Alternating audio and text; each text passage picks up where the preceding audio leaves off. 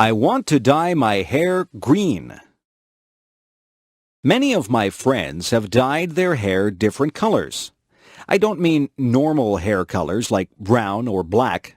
My friends have dyed their hair orange, purple, and blue. I told my mother that I would like to dye my hair green. I explained to my mother that I would only use food coloring. The green would not last forever. My mother said that dyeing your hair was a silly fad. She said that I would not look good with green hair. I said that if I couldn't dye my hair green, maybe I could get a nose ring. My mother said no. I said that maybe a tattoo on my arm would be nice. My mother said, no way. My mother said that she did some crazy things when she was a young girl. She said that she used to iron her hair to make it straight. That sounds quite boring to me. My friend Joan came over. Her hair is dyed bright pink. My father said, nice hair, Joan. I don't think that he really meant it. My mother says that when I am an adult, I can dye my hair whatever crazy color I like, but for now, she would like me to leave my hair its natural color. I tried to tell her that all my friends were doing it. My mother asked, if all your friends were jumping off a cliff, would you do it too? I said, no.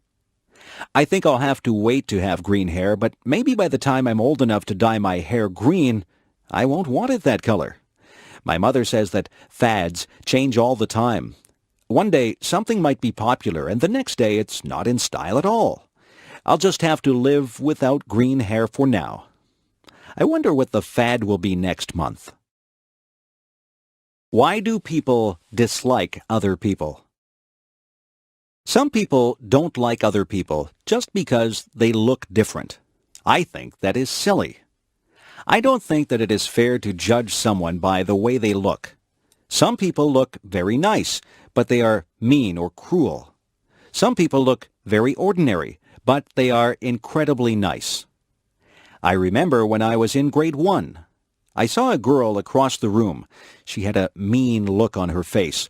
I thought to myself that she was probably not a very nice person. I stayed away from her and played with the other children. Then we had to play a game, and the teacher said that she would pick partners for us. The teacher picked the girl with the mean face as my partner. I didn't think that the game would be much fun at all with a partner who seemed as mean as that girl. I walked up to her and said hello. The girl's face changed. She smiled at me, and she began to talk to me. Her mean face disappeared. We had lots of fun playing the game. We laughed a lot and enjoyed each other's company. That girl became my best friend. Now, when I look at her, I see what is inside her. Sometimes she doesn't smile, but I know what she is like. She is a kind and funny person. I have learned that you can't judge a book by its cover. It is not fair to dislike someone just because they don't look like you want them to look. You have to get to know a person. It doesn't matter to me what color a person's skin is. It doesn't matter to me if they are short or tall, skinny or fat, or happy or sad looking. I judge people by how they treat me, and I try to treat people like I would want to be treated. The birthday gift. It is going to be my father's birthday. What can I give him? I don't have much money. I have looked all through the stores, and I have not found anything that I think he would like or that I can afford. I have thought very hard about what to buy for him. I thought that he might like some candy, but my father really doesn't eat many sweets. I thought that he might like a new shirt, but he has lots of clothes. I can't afford a new car or computer for him. I was watching him on the weekend. He cut the grass, washed the car, took out the garbage, weeded the garden, and watered the plants. I got an idea. I went to my room and took out some paper. I cut out pieces of paper, and I wrote on them. I wrote on one piece of paper that I would wash the car every weekend for the summer. I wrote on another piece that I would take out the garbage every week for the summer.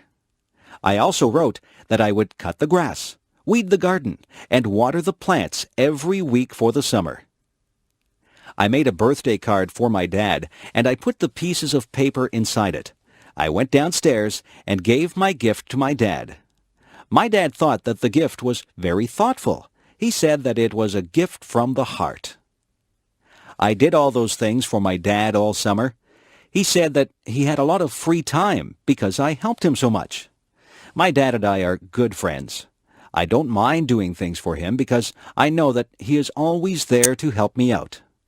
A good gift doesn't have to be something that costs a lot. My dad says that the best gifts are the ones that show how much you care for the other person. I'm glad my dad liked his gift. New Year's Day. On New Year's Day, people start a new year. Many people make resolutions. They resolve to be better people.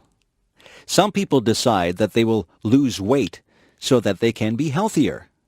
Some people decide to give up smoking. They also want to be healthier. There are all kinds of resolutions that people make. Some people try not to lose their tempers. Some people say that they will work harder. There are people who try to give up bad habits. Every year, my brother says that he will stop biting his nails.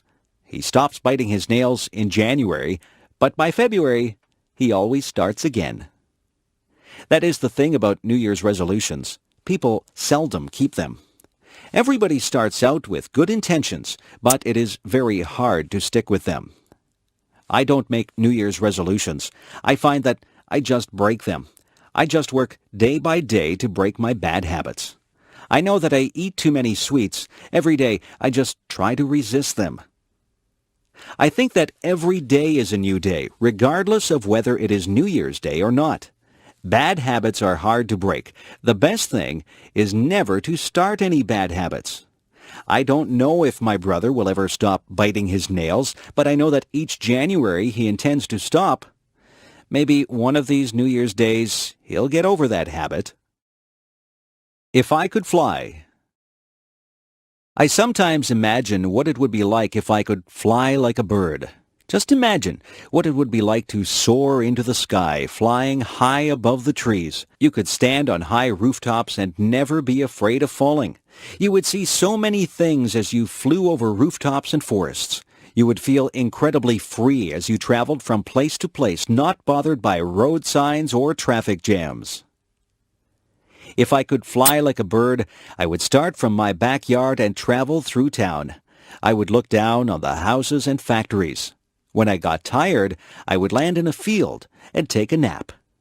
I would travel above rivers and follow them as they wound along and emptied into lakes and oceans. I would fly above parks, and I would call out to the children as I flew high above them. I would dip and dive as I flew. I would soar up high and dive down low so that I could almost touch the treetops. Have you ever flown? I know that you can't fly like a bird, but you might have taken an airplane ride. When you're in an airplane, you pass through clouds. It is exciting to take an airplane ride. I love taking airplane flights. I like to look down at the earth. When you're up that high, everything below you looks tiny. That's the closest I'll get to flying like a bird. But I can still use my imagination and spread my wings and soar high above the world just like a bird. What I look for in a friend. What is it that makes somebody your friend? Some people are nice and you have fun with them.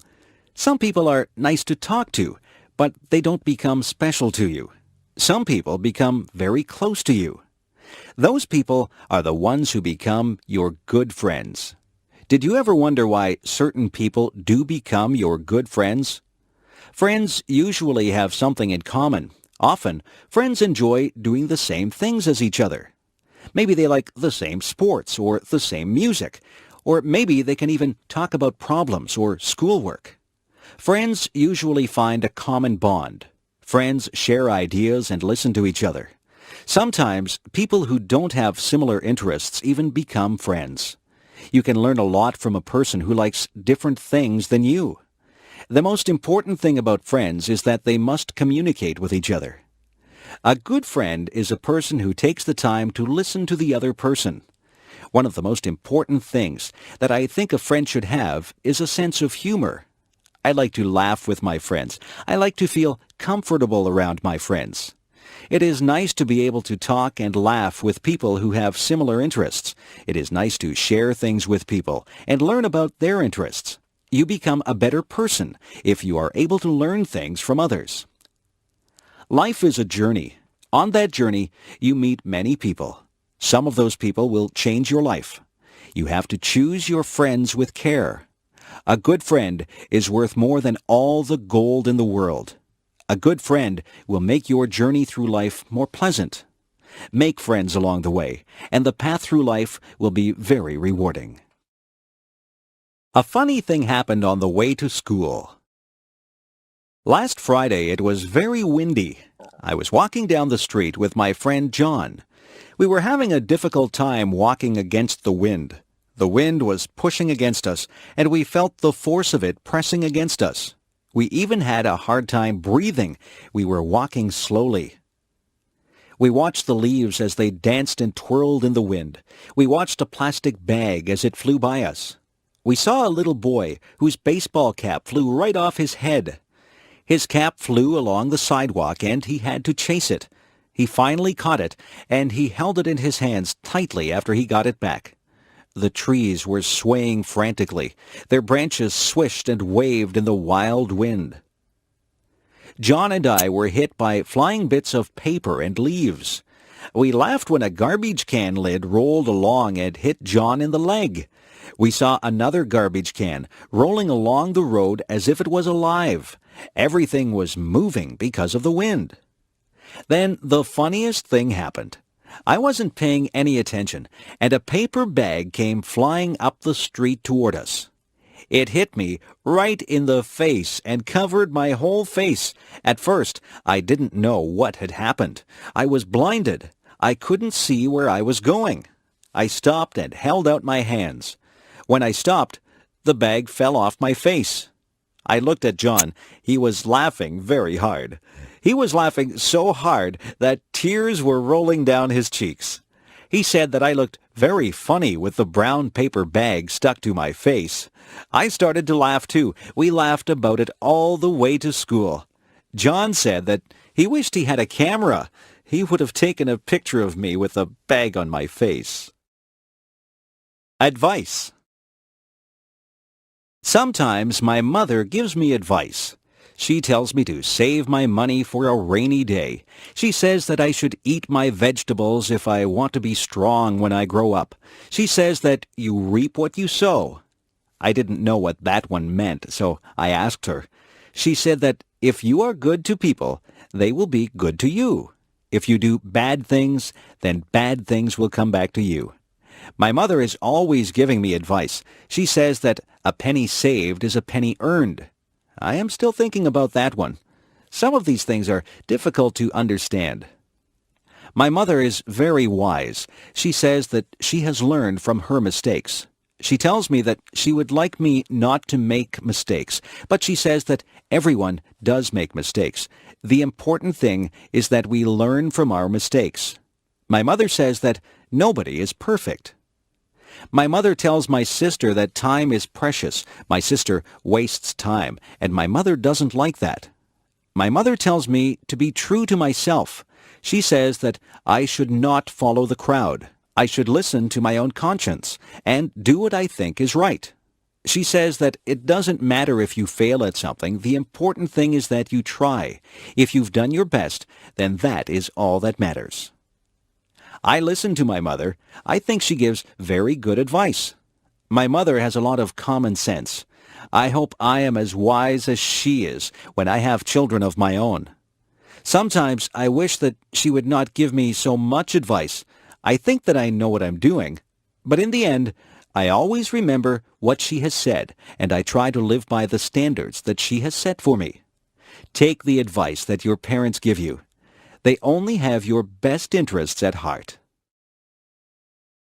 A trip to the hospital. I have to get my tonsils out. I'm not really happy about it, but I'm tired of being sick and having sore throats. I have to go to the hospital 2 hours before my surgery. My mother will go with me. The nurses will take my temperature and check my blood pressure. They will make sure that I am ready for my operation. I will be dressed in a white gown and I will be wheeled down the hall to the operating room. I can't have anything to eat or drink for a long time before my surgery. My mother will walk down the hall with me. Then she will wave goodbye as they wheel me into the operating room. The doctor and the nurses will be busy in the operating room. They will be getting ready to perform my surgery. The doctor will say hello to me and tell me that he is going to put me to sleep. He will put something into my arm.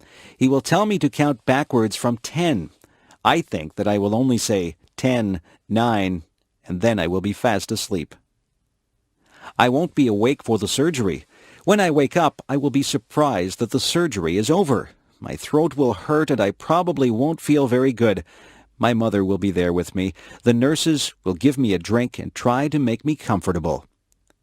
I won't be in the hospital overnight. I will go home later in the day. My parents will have to make sure that I have a lot to drink. I can't eat any hard foods or they will hurt my throat. I will sleep a lot because I will not feel very well for a couple of days. It won't take long before I recover from my surgery. Sometimes we need surgery to make us feel better. Hospitals can be a bit frightening, but the doctors and nurses are very nice, and their job is to make you better. If I was tiny. Imagine what life would be like if you were 2 inches tall. You would have to be careful that nobody stepped on you. You would have to watch out for cats, dogs, and birds. It would be very dangerous, but just think of the things that you could do. You could live in a dollhouse or even a shoebox. You could use a bottle cap for a plate. You would have to wear doll's clothes. A stamp would make a lovely picture to hang on your wall. You could hide in a mouse hole or a drawer. You wouldn't need much food. You could probably live comfortably on the crumbs that people would leave on the table. A thimble would make a good cup. If you went outside, the grass would seem like a jungle. An insect would be huge and frightening. A puddle would seem to be an ocean. You could cross the puddle in a paper cup and use a spoon for an oar. A matchbox would make a good bed with a handkerchief as a bedspread. You'd brush your hair with a toothbrush, but you'd never find anything small enough to brush your teeth with. You could take a ride on the back of a mouse. You wouldn't find any books that were small enough to read, but you might read the back of a pill bottle. You could ride in a toy car and have a soup bowl for a swimming pool. A leaf could be your umbrella, and a mitten would make a great sleeping bag. If you used your imagination, you could think up something to use for almost all your purposes. Being small might be fun, but then again it would be frightening. I'd be afraid of my pet cat. I wouldn't want a book to fall on me. I would be afraid of being swept away by a big gust of wind. I think I'd rather be my size. If I were a giant. If I were a giant, I wouldn't be able to fit in my house. I'd have to live in a building that had a high ceiling, but I'd probably have a hard time getting through the door. I'd have to make my own clothes, but where would I get a giant needle and thread to sew with? I couldn't ride in a car or a plane. I suppose I would just have to take giant steps to get from place to place.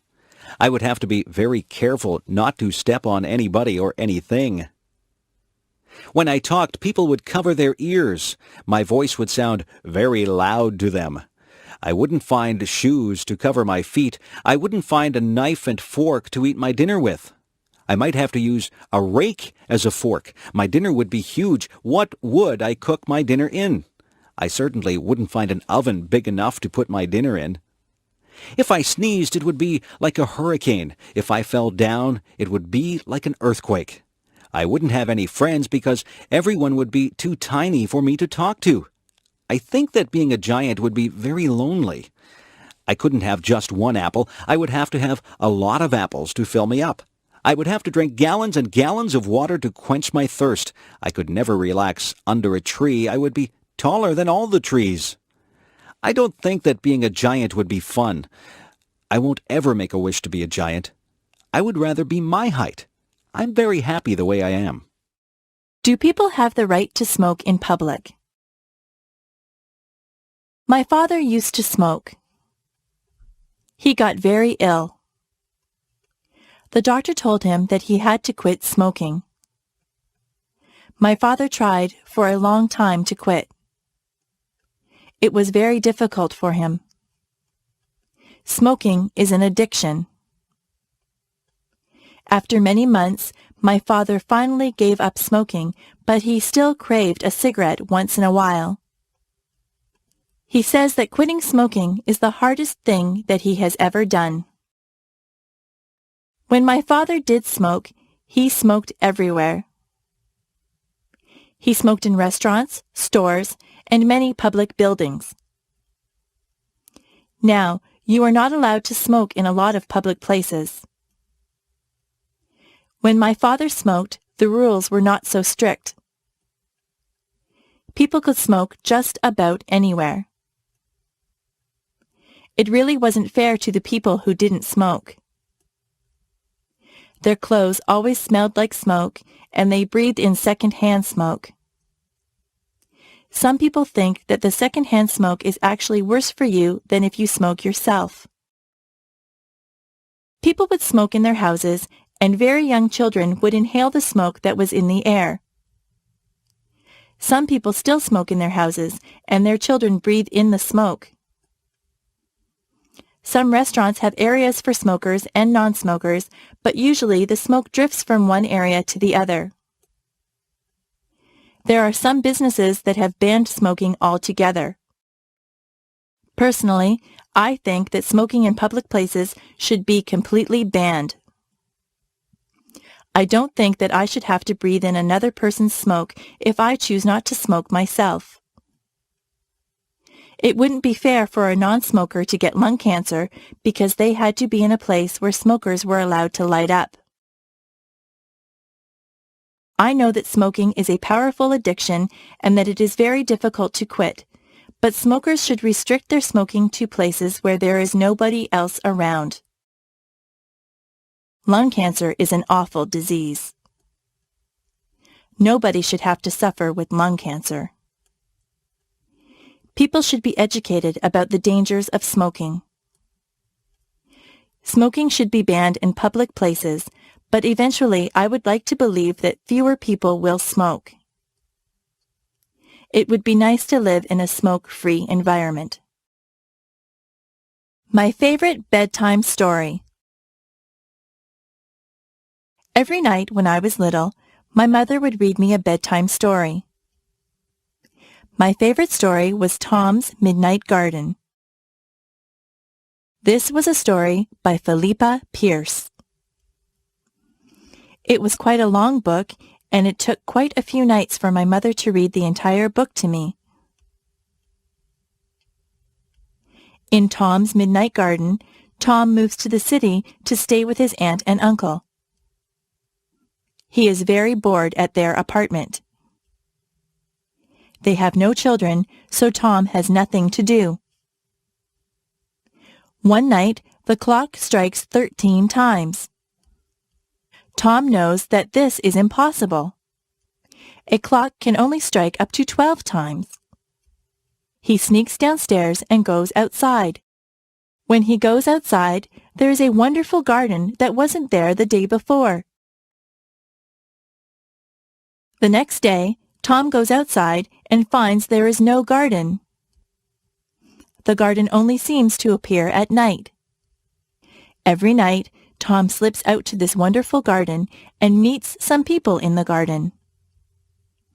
He meets a girl named Hattie. Hattie and Tom become very good friends in this garden. Some very strange things happen in this book. There are some coincidences that keep you guessing about what is really going on. The surprise ending is wonderful. I really enjoyed Tom's Midnight Garden, and I was very sad when my mother and I came to the end of the book. I felt that I had visited the magical garden with Tom. It is a book that I will remember all my life. If I found a magic lamp. If I was walking down the beach one day and I happened to bump my toe on a magic lamp, I would pick it up and rub it. If it was a real magic lamp, but I don't believe that there really is a magic lamp, a genie would pop out in a cloud of smoke and he would call me Master. He would say that he would grant me 3 wishes. I would have to think very hard about those wishes because I wouldn't want to waste them. I don't think I'd want millions of dollars. Money doesn't buy happiness, or so they say. I might wish for good health because if your health isn't good, you won't be able to enjoy anything. Some people might wish for beauty, but beauty is only skin deep. Some people would wish for a mansion or a beautiful car or a big boat. I don't want any of those things. Some people would want fame. Some people would want talent. Some people would wish for happiness. That might be a good thing to wish for. Yes, maybe I'd wish for health and happiness, but what would my 3rd wish be? I could wish for something enormous, something global. I could wish for world peace. That would be a wonderful thing if somebody could grant me that. Yes, that would probably be my 3rd wish. It's too bad there aren't any genies inside magic lamps. I won't get my 3 wishes. I can still work toward getting my wishes. I can eat well and exercise to stay healthy. I can be involved with a lot of things and be with my friends to stay happy. I can volunteer my time to different organizations to help achieve world peace. I can do my fair share in my community to help others. That's how I can get my 3 wishes, not through a magic lamp. I can only get what I want through self-determination and hard work. That is the key to getting your wishes fulfilled. Superstitions. I am not superstitious, are you? Yesterday was Friday the 13th. Some people think that Friday the 13th is an unlucky day. I think that it is just like any other day. Some people believe that if a black cat crosses your path, you will have bad luck. I don't believe that either. My mother always gets upset if I open an umbrella in the house. She says that is bad luck. She is probably right about that one because an open umbrella would take up a lot of space and you might knock things over. If your left hand is itchy, you are supposed to get money. I have had an itchy left hand before, but I haven't received any money because of it. It is bad luck to walk under a ladder. That is probably true because you might knock somebody off the ladder or have a can of paint fall on top of you. If you are acting in a play, it is bad luck if someone says, "Good luck" to you. This is very confusing. You are supposed to tell an actor to break a leg. It doesn't mean that you want the actor to break his leg. It means good luck to the actor. Actors have a lot of superstitions that are very unusual. I am not superstitious. I don't believe in superstitions at all. It is just fun to learn about superstitions. Some of them are very old and have been passed down from generation to generation. I once did a project at school on superstitions. It was a very interesting topic and I got a good mark for it. Help. Did you ever have to call for help? Were you ever in a situation that was an emergency? It is good to know what to do in case of an emergency. You should always know how to get in touch with the police and fire departments. I have read stories where very young boys or girls have called the police and saved their friends or family members' lives because they knew just who to get a hold of. If you see a fire, you should call the fire department. A lot of tragedies have been prevented because the calls have been made quickly. It is important that emergency vehicles arrive very quickly. That is why those vehicles have sirens. When their sirens go, it means to get out of the way. Policemen, firemen, and ambulance attendants are trained to handle very difficult situations. They often save people's lives. They go through a lot of training to become good at what they do. They never panic in emergencies. For your part, you should keep emergency numbers near the phone or know what the emergency numbers are. Where I live, there is a special number that you call for any emergency. We teach that number to everyone, even very tiny children. It is important to remain calm if you need help. If you call an emergency number, you have to be able to speak clearly and tell the person you are talking to exactly what the problem is. I hope you are never in an emergency situation, but it is a good idea to be prepared. The peach orchard. When I was very young, I lived near a peach orchard. Now there is a park where the orchard used to be.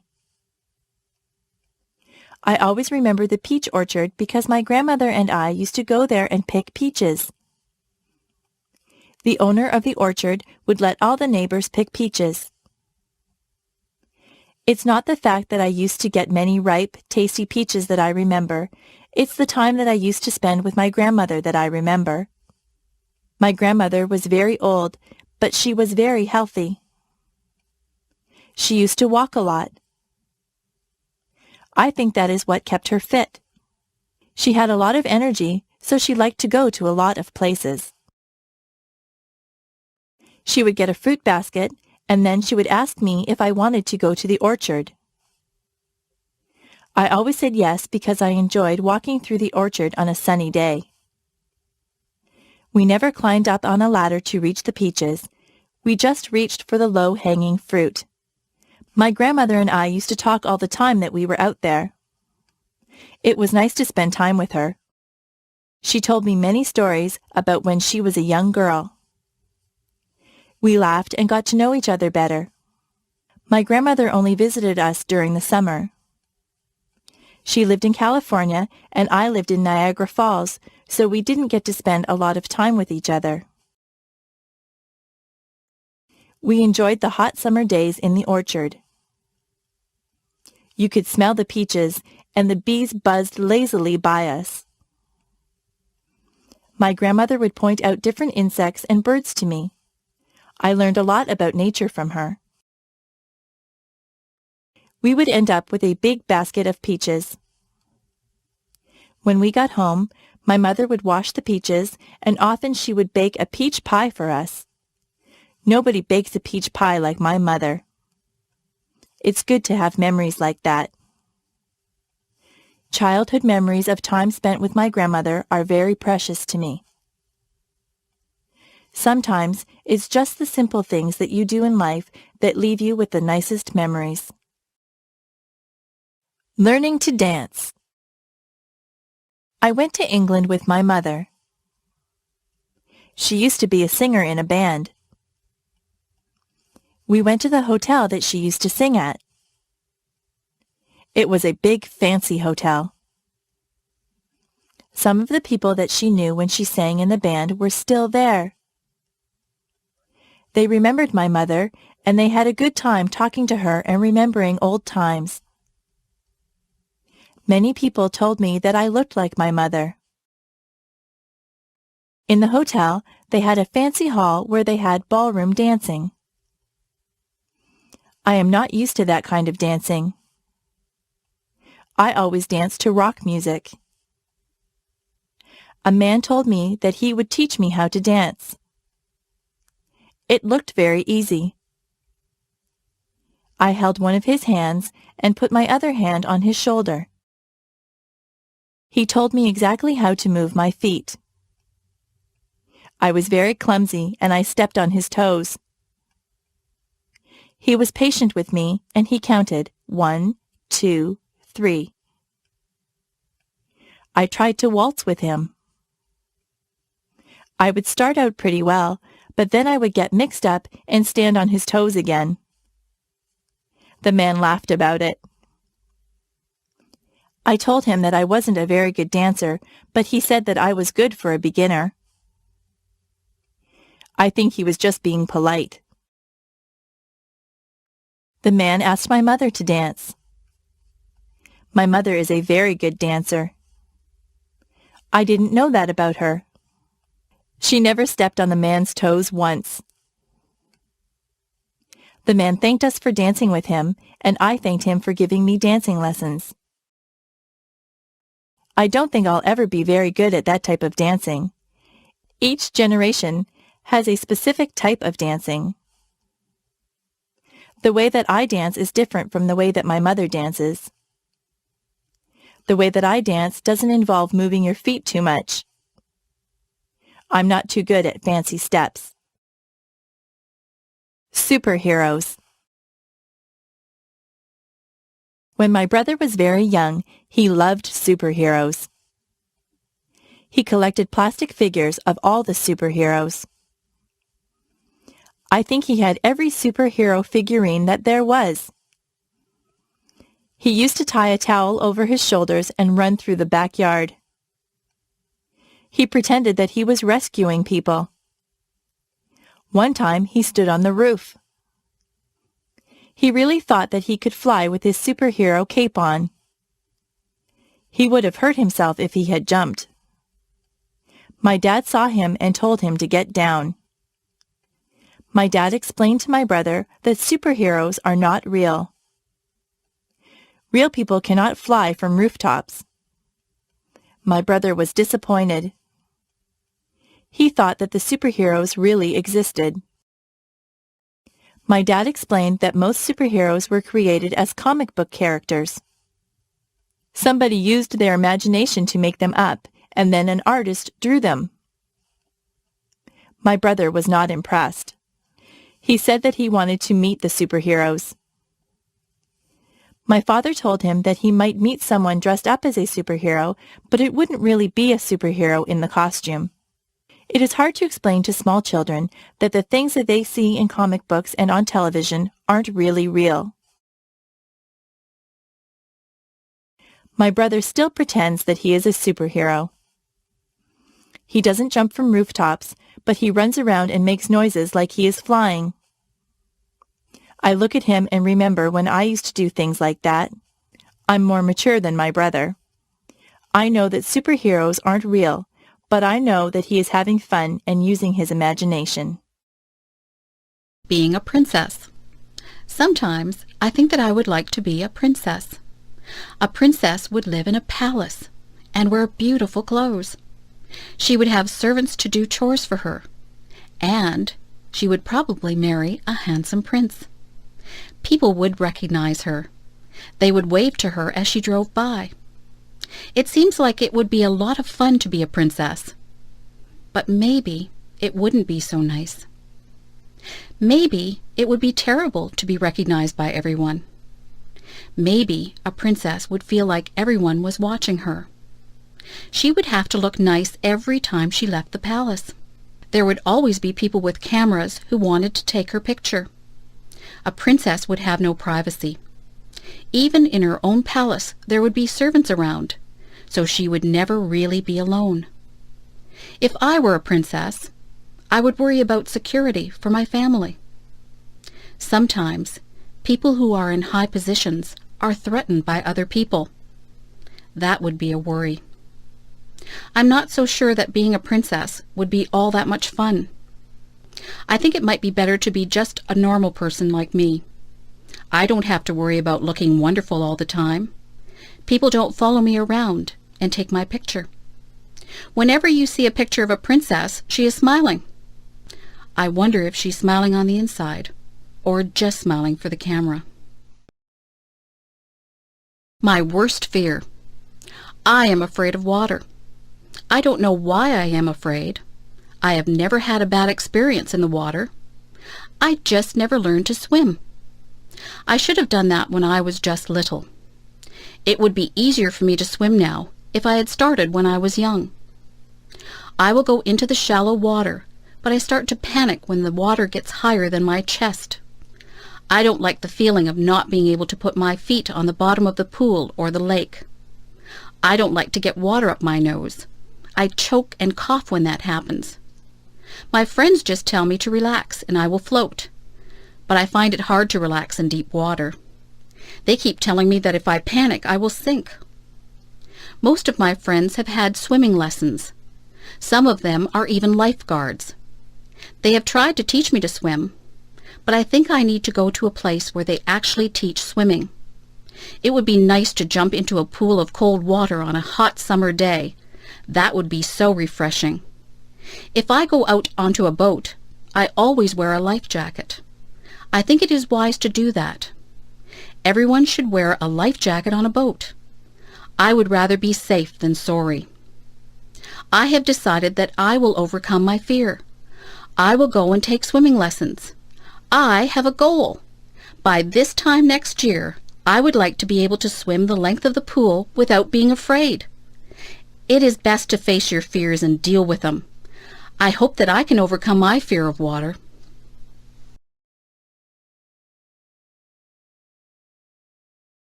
If I live to be 100.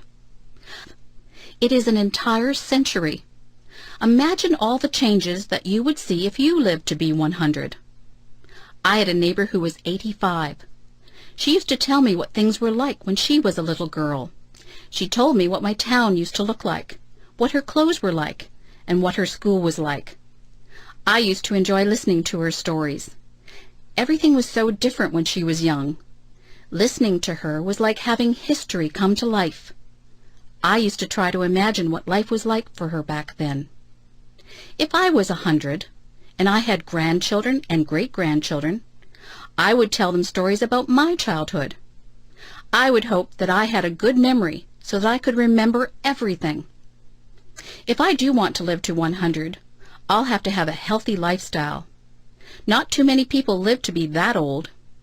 If I do get to be that old, I hope I'll still be mentally alert and physically agile. In my country, the Prime Minister sends a letter of congratulations to anyone who has their 100th birthday. People who live to be 100 are very special. Maybe in the future, with better medical care and healthier lifestyles, more people will live to be 100. If I live to be 100, I'll have a birthday cake.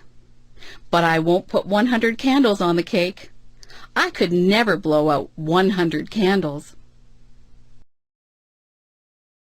What I like most and least about myself. I was trying to think up the best and the worst things about myself. I think the best thing about me is that I am very friendly. I have a lot of friends, and they all like me. I try to be good to my friends. I don't often have arguments with people. I think that I am quite easy to get along with. The worst thing about me is that I sometimes feel sad. Sometimes I don't feel sad for any particular reason. I just get into moods where I am depressed. Sometimes there is a reason to be sad. I was sad when my pet frog died.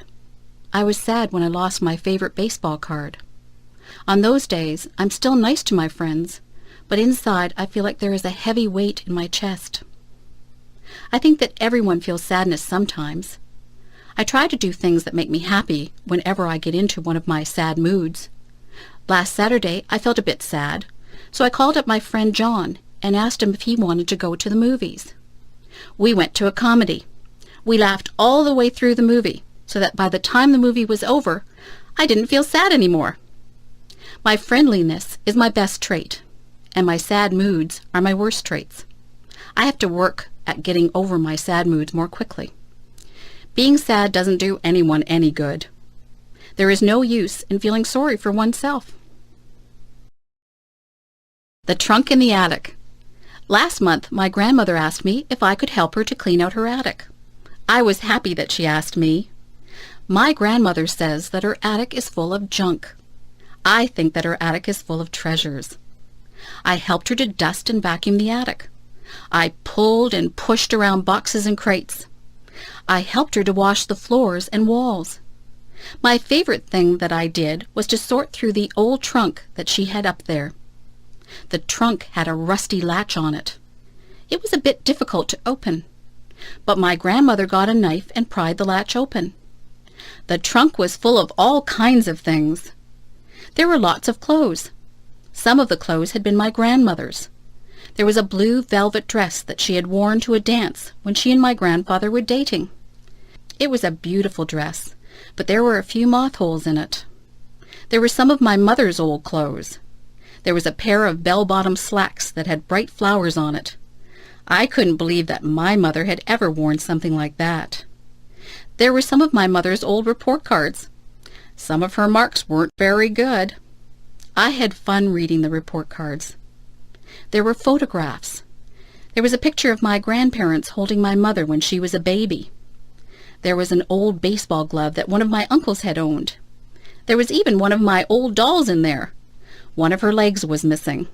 My grandmother said that I was rough on my dolls when I was little. I should have taken better care of my toys. There was even some old jewelry. I tried on some of the old clothes and jewelry. I told my grandmother that I liked looking through old things. My grandmother told me to keep whatever I wanted. She said that it was all junk. I still say that her trunk was full of treasures. Hot and cold. I notice that whenever it is summer, people complain about the heat. But whenever it is winter, people complain about the cold. It seems that people are never satisfied. I don't like the winter. It is usually much too cold for me. My teeth chatter and my fingers turn numb whenever the weather gets cold. It is hard for me to warm up once I start to freeze. I try to wear layers of clothes, but winter winds go through my clothes no matter how much I wear. My feet feel like they are blocks of ice on a cold January day when I walk home from school. I would not like to live in a place that had cold climate all year long. I am not comfortable when it is too cold. I like the summer. Some people say that it is hot and sticky in the summer, but I don't mind the heat at all. I love to feel the warm sunshine on my skin. I like the freedom of not having to wear heavy coats and boots. I am the happiest when there is a slightly cool breeze that comes along to refresh you on a hot summer day. I could live in a place with a hot climate. I would enjoy that. Of course, when you are in a place with a hot climate, there are more bugs than in places with cooler climates. I don't care for bugs. Where I live, it is very humid. The heat and moisture combine to make it uncomfortable sometimes. It is nicer when the heat is high, but the humidity is low. It would be better if I lived somewhere where it was hot, but not humid. That would be just perfect. Walk a mile in my shoes. Have you ever heard the saying, walk a mile in my shoes? I think it's a very good saying. Do you know what it means? It means that before you judge someone, you should put yourself in his or her position. For example, if someone was running in a race and they did very poorly and came in last, it wouldn't be fair to say, oh, he's just a terrible runner. You would have to look at all the circumstances that made the person lose the race. Maybe they pulled a muscle in their leg the day before. Maybe this is their very first race. Maybe they are not in good form because something isn't right in their lives. There can be so many things that affect a person's life, performance, and moods. There can be so many things that affect a person's life, performance, and moods. If someone was very quiet at a party, you couldn't just assume that they weren't friendly. You don't know what is happening in their lives. They could be feeling ill, or they might have just had a bad experience.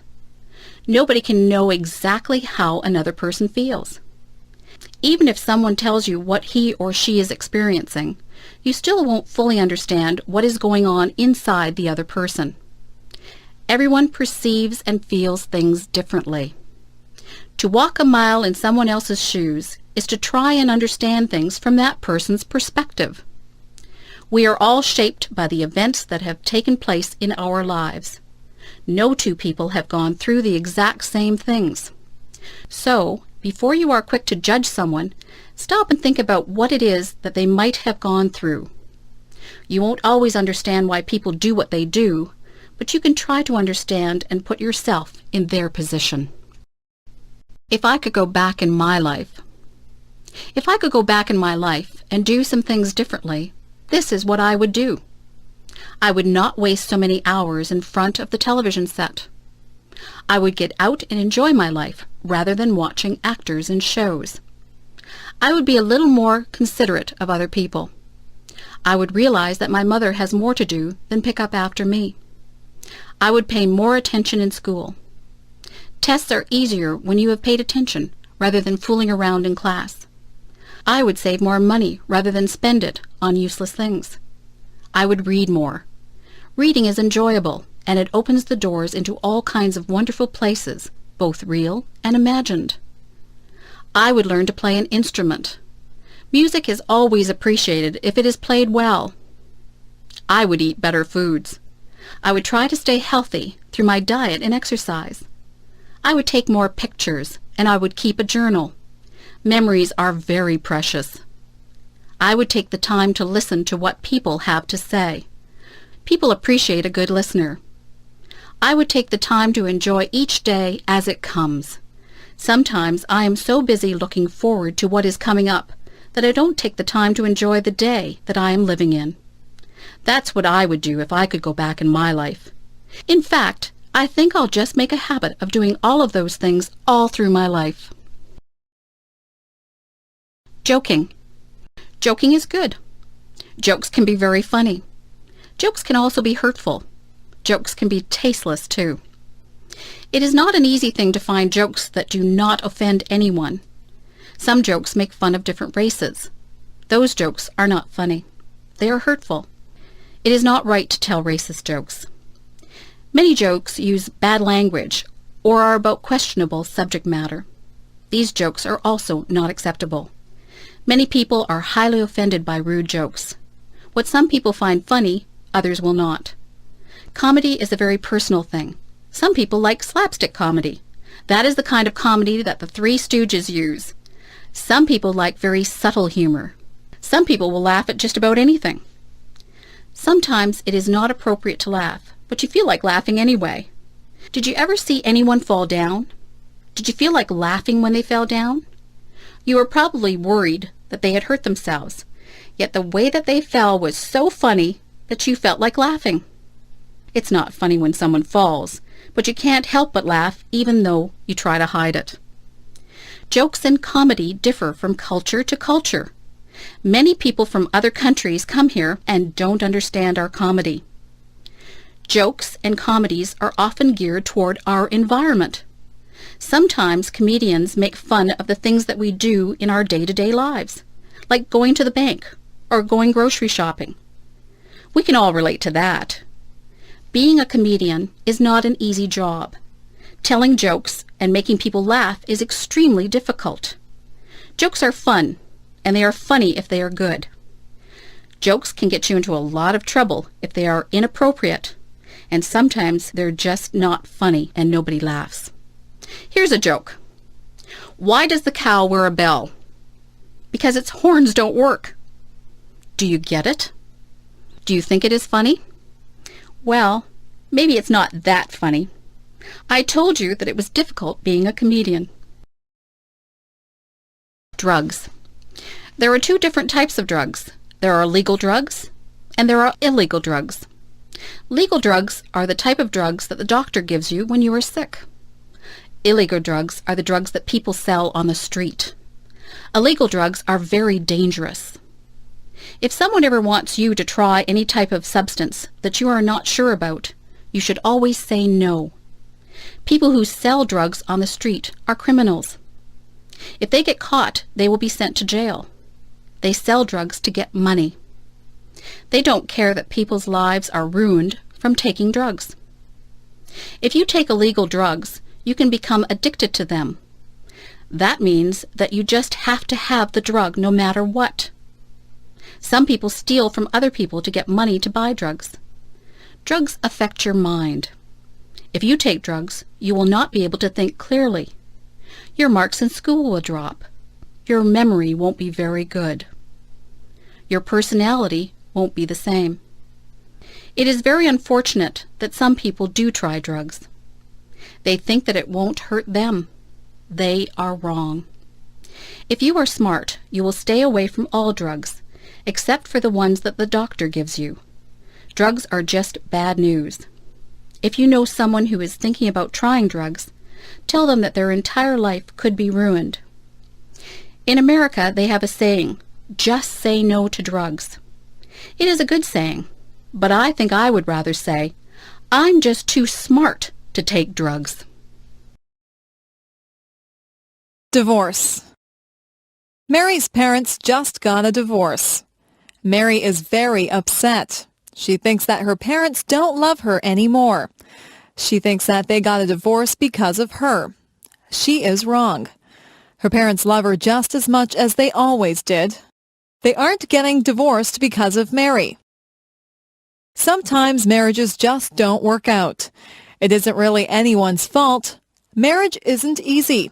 It is hard for two people to stay together for a lifetime. Sometimes people change as they get older and they move on. Some people have perfectly good marriages and they stay together for their entire lives. Divorce doesn't happen because the parents don't love the children anymore. A lot of children feel that it is their fault, but it isn't their fault at all. Children neither cause the divorce nor can they prevent it. It is up to the parents. Divorce isn't the end of the world. Children can still see both parents and stay with them. Life goes on. Sometimes children can get new stepmothers or stepfathers.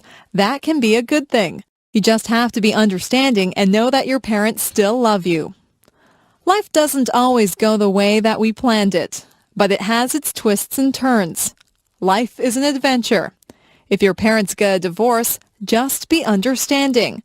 Know that they love you and that this is a hard time for them. It is a hard time for you too, but these things have a way of working themselves out in the end. If my fish could talk. I have a goldfish. He swims around in his bowl all day. He looks bored. I look inside the bowl and watch him. His mouth always moves. He looks like he is talking. I imagine what my goldfish would say if he really could talk. I think he would say, "Hey, I'm bored in this little bowl. Why don't you get me a bigger tank with more fish in it? I would like to have some friends to swim around with." I went out and bought a bigger tank for my goldfish. I put some plants at the bottom of the tank, and I got a miniature deep-sea diver to put at the bottom of the tank. I looked into the tank and imagined what my goldfish was saying. He seemed to be saying, "This is a nice tank. It's roomy in here and you decorated it well, but I still don't have any friends to swim with."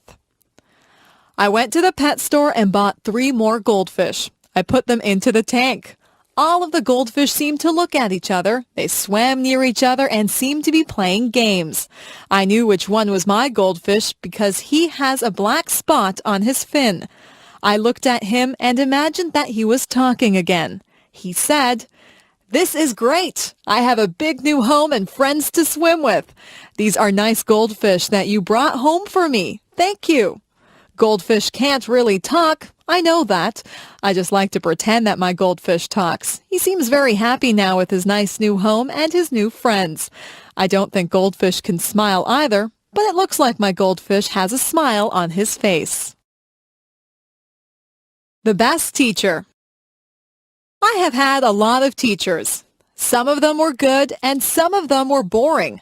There is one teacher whom I remember very well. He is the best teacher that I ever had. His name was Mr. Alden. He was a history teacher. History is not my favorite subject. I don't really enjoy history a lot. When I was in Mr. Albin's class, he made history seem exciting. He was more of an actor than a teacher. If he was describing a war, he would make us feel all the emotions that the soldiers and their families would have felt. We could almost hear the guns firing and the people shouting. He would paint a picture in our minds that was very vivid. When I had a history test in his class, I didn't have to study much. I would remember every word that he had said. I would see him doing the actions that went along with his stories. He was very animated. He would shout out orders as if he was a general, or he would speak softly and reverently when describing the death of a great hero. The most important thing that I learned from Mr. Albin was that I did really like history. I just thought that I didn't like it because most people had made it dull by just reading from the textbooks. History is not just a series of dates and dull facts. History is what really happened. History is real life. All the historical figures had real families and emotions. They weren't just fictional people. After I took history from Mr. Albin, I realized that I really did have an interest in it. He was my favorite teacher, and I will always be grateful to him for making me aware of just how interesting history really is. Weather. Sometimes I watch the weathermen on television. It is fascinating to watch him point to different areas of the country on the map. He tells us where the weather will be nice and where it will be bad. The weatherman is not always right. Weather reporting is not an exact science. Nothing is very exact when it comes to the weather. The weather department does a lot of research, but they can never be sure of exactly what will happen. Sometimes it looks like it will be clear, but the wind changes direction and clouds move in. The weathermen can warn people if there is a chance of a hurricane or tornado. The weathermen can also warn people of floods. Sometimes entire towns have to be evacuated because of bad weather. It is important to be aware of the weather. For example, it is not good to be caught in the middle of a field when there is going to be a thunderstorm.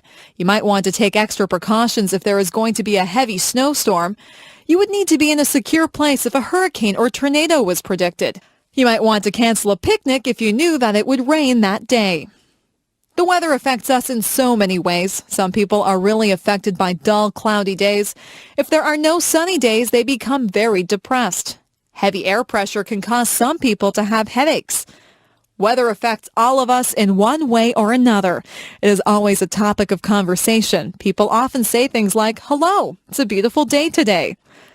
Often we plan our lives and activities around the weather. So if you are planning on walking home tonight, keep an eye on the sky. Are those rain clouds up there? You might need an umbrella. How to avoid catching a cold. How many colds do you catch in a year? Most of my friends catch quite a few colds. They cough, sniffle, and sneeze. They carry around tissues and blow their noses all the time. Their eyes water and they have scratchy throats. I don't get many colds. In fact, I can go for a whole year and never catch a cold. This is why I consider myself an expert on how not to catch a cold. I'll tell you how to avoid catching a cold. I think that you need to take a lot of vitamin C. I eat a lot of fruits and vegetables. I drink fruit juice too. I also take vitamin C pills. Whenever I begin to feel a cold coming on, I make sure that I have taken my vitamin C pill and I drink a lot of orange juice. That usually knocks the cold right out of my system.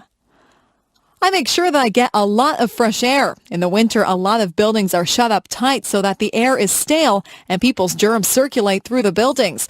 I get outside and breathe in fresh, clean air.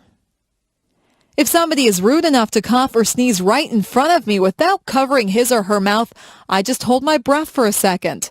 I'm not sure if this works or not, but I don't want to breathe in anybody's cold germs. Many germs are passed through hands. It is important to wash your hands thoroughly if you touch anything in a public place. If I hold a banister while I'm walking down the stairs, I think of all the people who have used that banister, and I make sure that I wash my hands before I eat.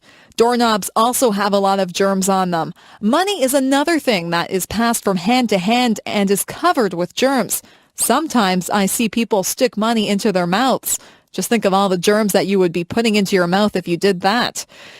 If you just give it a little bit of thought, you can avoid a lot of germs that cause colds. If you eat good food and stay fit, your body will be able to fight off the germs that causes colds and other diseases.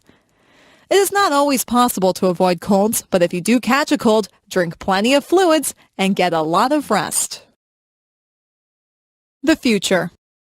I sometimes wonder what life will be like in the future. Life has changed so much in just the past few years. I'm sure that there are still big changes that are coming. Do you think we'll still drive cars? Maybe we'll get into computerized vehicles that we won't have to drive. We'll just push a few buttons and the vehicles will take us to wherever we have to go. Maybe there won't be roads. We might just fly through space to get where we want to go.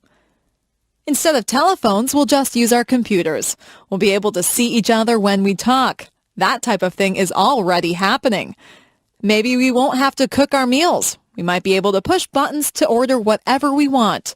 A nice roast beef dinner or an ice cream sundae might just pop out of a machine. It would be nice to have a robot to clean the house for you. In the past few years, computers have been extremely important. People used to write to each other through the mail. Now people communicate so much more frequently through email. Most of my friends own computers. If we had all of these things to do the work for us, what would we do? We would still need people to program the computers. We could spend more time being creative rather than doing everyday chores.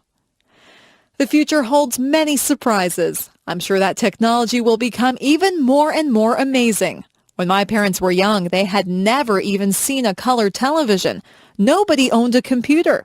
It doesn't take long for things to change a lot. Who knows what amazing things are in store for us? Giving a speech. I had to give a speech last week. I gave a speech to 300 people. I had to speak in front of a group of students. I had to tell them about a campaign that we were having to raise money for cancer research. Giving a speech can be a difficult thing. When you stand in front of a big crowd, you can get very nervous. Some people feel like they have weak knees. Their legs feel as if they are made of rubber. Their heart beats very hard inside of their chest. Their palms get sweaty. Some people even become short of breath. For some people, giving a speech is their worst fear. When you give a speech, everyone is looking at you. They are waiting to hear what you have to say. When you have 300 people looking at you, you have 600 eyes that are on you. It is a little frightening when you think of it that way.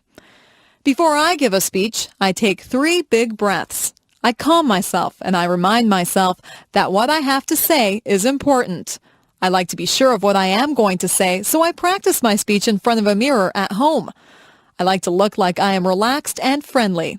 They say that practice makes perfect, so the more speeches that you give, the better you will become at it. Whenever I have to give a speech, I imagine that the audience is just one big person. I look out into the audience until I find a friendly, smiling face. I focus on that person, and I pretend that I am just talking to them. I have become used to giving speeches. I am more relaxed now than I used to be. People tell me that I do not look nervous at all. I like to hear that. Sometimes I do feel a little flutter of nervousness, but I just ignore it and do the best that I can. Giving a speech is not as scary as it appears to be. Anyone can do it with a little practice. Moving to another country. My friend Steve moved to another country. He had lived in Canada all his life and he moved to Japan. Life in Japan was very different for Steve than what he was used to. At first, Steve suffered from culture shock. His whole life seemed different. He was not used to the way of life in Japan. Steve was not used to the large crowds of people that walked up and down the streets in Japan. In his hometown in Canada, the streets were fairly quiet. Steve had to get used to the food. In Japan, the people eat a lot of fish. Steve had never eaten much fish before. Steve wanted pizza, but it was expensive in Japan. Steve said that he had to adjust his eating habits. The people in Japan have different customs than we do here in Canada. Steve didn't want to offend anyone, so he had to learn the customs. He had to learn about what Japanese people considered polite and rude.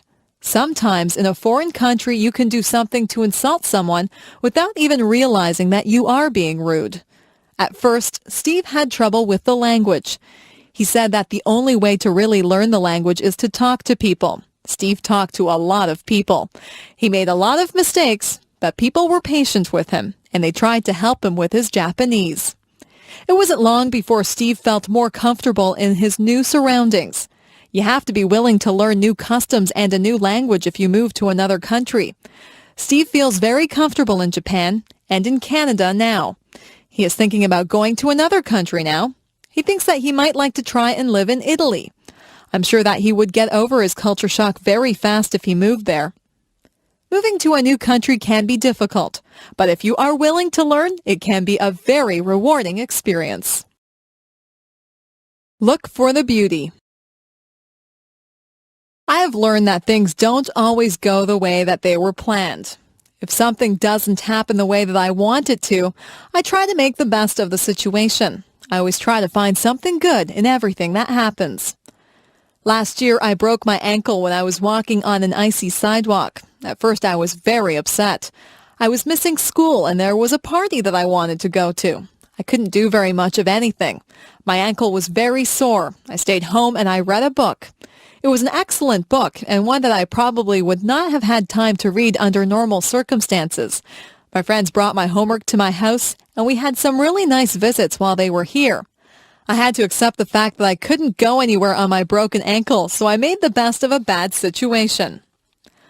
Once I lost my way when I was out camping. I ended up in a very large field. I was afraid that nobody would find me, but I calmed myself down and took time to examine all the interesting wild flowers in the field. My family did find me. They were surprised at how calm I was. I have learned that there is something valuable inside every adventure and something beautiful inside every person. We had a new boy who came into our class. His clothes weren't in style and he was not particularly handsome. Some of the boys and girls made fun of him. Sometimes people can be really cruel. He seemed to handle it all right, but inside I knew that it must hurt. Some of my friends and I invited him out with us. We found out that he had a terrific sense of humor, and he is probably one of the nicest people that I have ever met. He has since become one of my best friends. It makes me ashamed when someone that I know judges someone by how they look. It isn't fair to do that. You'll find that something good comes out of almost every situation. You'll find something good about almost everyone that you meet if you look hard enough. If something doesn't work out the way you planned it, just make the best of the situation. Look for the beauty in everything. My doll. When I was an infant, I got a rag doll. It was a very plain little doll, and it wore a clown outfit and a clown's hat.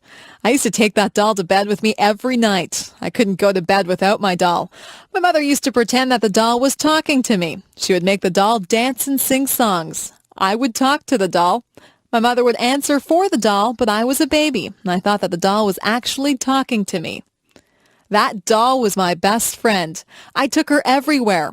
One time I took her to a store with me, and I left her on a shelf in the store. We were halfway home when I realized that I didn't have my doll with me. I was very upset. My mother and I rushed back to the store. My doll was still there. I was so relieved. I hugged my doll, and I promised myself that I would never leave her anywhere again. I couldn't imagine life without that doll. Through the years, the doll became less important in my life. I had other things to do, but the doll still sat on my bed during the day, and I still took it to bed at night. I gave that doll a lot of love when I was little. In fact, I love that doll so much that she looks tattered and torn now. There are parts of her face and hands that are almost worn away. I had a lot of other toys when I was little, but none of them were ever so important as that doll. I don't play with toys anymore, but that doll is still in my room. She sits in a special chair in the corner. I'll always have that doll. No matter how worn out she is, I'll always keep her and cherish her as part of my early childhood. I am curious. I am curious about many things. I would like to find the answers to a lot of questions that I have. What holds the stars up in the sky? Why does ice form on the top of the lake when it is cold? Is there life on other planets? Why do we not fall off the face of the earth? How do caterpillars turn into butterflies? All of these things are mysteries to me. There are so many questions that are unanswered. I think I should go to the library and get a book to find out why people grow old. What makes a television work? I also want to know where electricity comes from. Who is the strongest person in the world? Who is the smartest person in the world? Why do some people have blonde hair and some people have black hair? Why do people in different countries speak different languages? Why do people have to die? Why are no two snowflakes alike? What makes people fall in love? What makes the rivers run? Why does the sun rise every morning? How did the oceans form? Why did the dinosaurs vanish from the earth? I wonder if I'll ever find out the answers to all of my questions. I think I'll have to study hard and stay in school to find out everything that I want to know. Some questions never get answered. It is good to be curious. People who are curious about things are the ones who learn a lot, and some curious people go on to invent things and make important discoveries. Creative people. Some people are just born to create. That's what I think. Some people just have the need to write stories, compose beautiful music, or paint pictures. Creativity seems to be inside them, and they need to let it out. It's good that we have people like that. Composers like Mozart and Chopin have given us music that is incredibly beautiful. It's not just the classical composers who have given us great pieces of music. There are modern composers who have written great songs also. Elton John is an example of someone who has composed many wonderful songs. Andrew Lloyd Webber has given us some very popular musicals like Cats and The Phantom of the Opera. There are so many talented and creative people in this world. When you visit an art gallery, you marvel at how artists are able to recreate realism or make up something that seems totally unreal, yet beautiful. The American artist Norman Rockwell painted some pictures that actually look like photographs. He tried to portray life as it was in America. Through his paintings, one can get a good sense of American life through the years. On the other hand, artists like Jackson Pollock did not portray realism. Jackson Pollock painted abstract pictures. His paintings are just as good as Norman Rockwell's, but they are entirely different. Some books that we read are classics. Mark Twain portrayed American life through his characters Tom Sawyer and Huckleberry Finn. Charles Dickens brought Victorian England to life through his books. Most people are familiar with his Christmas Carol, where the mean and miserable Scrooge learns the true meaning of Christmas. People don't have to read the classics. There are modern writers who entertain readers through their stories. Stephen King has written a number of horror stories. Some of his books have even been made into movies. We are lucky to have creative people who share their gifts with us. If you are lucky enough to be creative, you should use your talents to create works of art that we can all share. Career choices. What do you want to be when you grow up? There are so many things that you can be. You might want to work in the field of law. You could be a police officer. You could be a judge or a lawyer. Maybe you'd like to work in the food industry. You could be a cook or a waitress. You might want to manage a hotel dining room. Perhaps you would want to do room service in a hotel. You could be a chef and make fancy meals for people. Maybe show business is what you'd like to be involved in. You could act in television shows or movies. You could sing or play an instrument in a band. If you like to help people, you could go into medicine. You could be a doctor or a nurse. You might be a surgeon and operate on people. There are other jobs in the field of medicine too. You could be an X-ray technician or a lab technician. It takes a lot of education to be a doctor. Maybe you would rather be a teacher. You could teach in a primary school or a high school. If you don't want to work with children, you could become a professor at a university. There are hundreds of other jobs to choose from too. You might want to fix cars or work in a store. You could be a dentist or a veterinarian. You could be a janitor or a zookeeper. There are so many jobs that I just can't name them all. Maybe you'd like to be a minister or an organist at a church. You could be a babysitter or a shop clerk. You might be interested in being an astronaut or a baker. You could work in a bank or at a shop. You could work on a construction crew and build roads and houses. Maybe you'd rather decorate the houses, so you could become an interior decorator. You could cut hair or be a driving instructor. The list is endless. There are even jobs that you may never have heard about. The choice is yours. You just choose whatever you want to be and do your best to become that. I could go on forever. You could work in a library. You could be a factory worker or a fisherman. You could make clothes or build bridges. You could wash windows or be a bricklayer. The possibilities are endless. I need glasses. I have been having trouble seeing the blackboard. Everything is blurry. I keep getting headaches. I told my mother about it, and she made an appointment with the optometrist. I went to a place where they made me read words and letters on a chart. Some of the words were big, and some were very small. I tried to read everything, but sometimes I couldn't see some of the small letters. The optometrist would cover one of my eyes while I read the chart. Then she would cover my other eye. She even put some drops in my eyes. I asked the optometrist if I had passed or failed the test. She laughed and said it wasn't that kind of test that you passed or failed. She was just trying to find out if I needed glasses. I did need glasses. My mother and I looked around. There were many pairs of frames. I wanted something that was in style. I tried on many pairs of frames. Some of them looked good on me, and some of them looked really funny on me. I finally chose a frame that was my favorite. I gave them to a lady who did some measurements. She told me to come back on Friday to get my glasses. On Friday, I got my glasses. My friends liked them. They said I looked smart in my glasses. I wore them to school on Monday, and I was able to see the blackboard clearly. I didn't realize how much I hadn't been able to see. Now I don't get headaches anymore. I'm glad that I have my glasses. Everything is a lot clearer now. I am clumsy.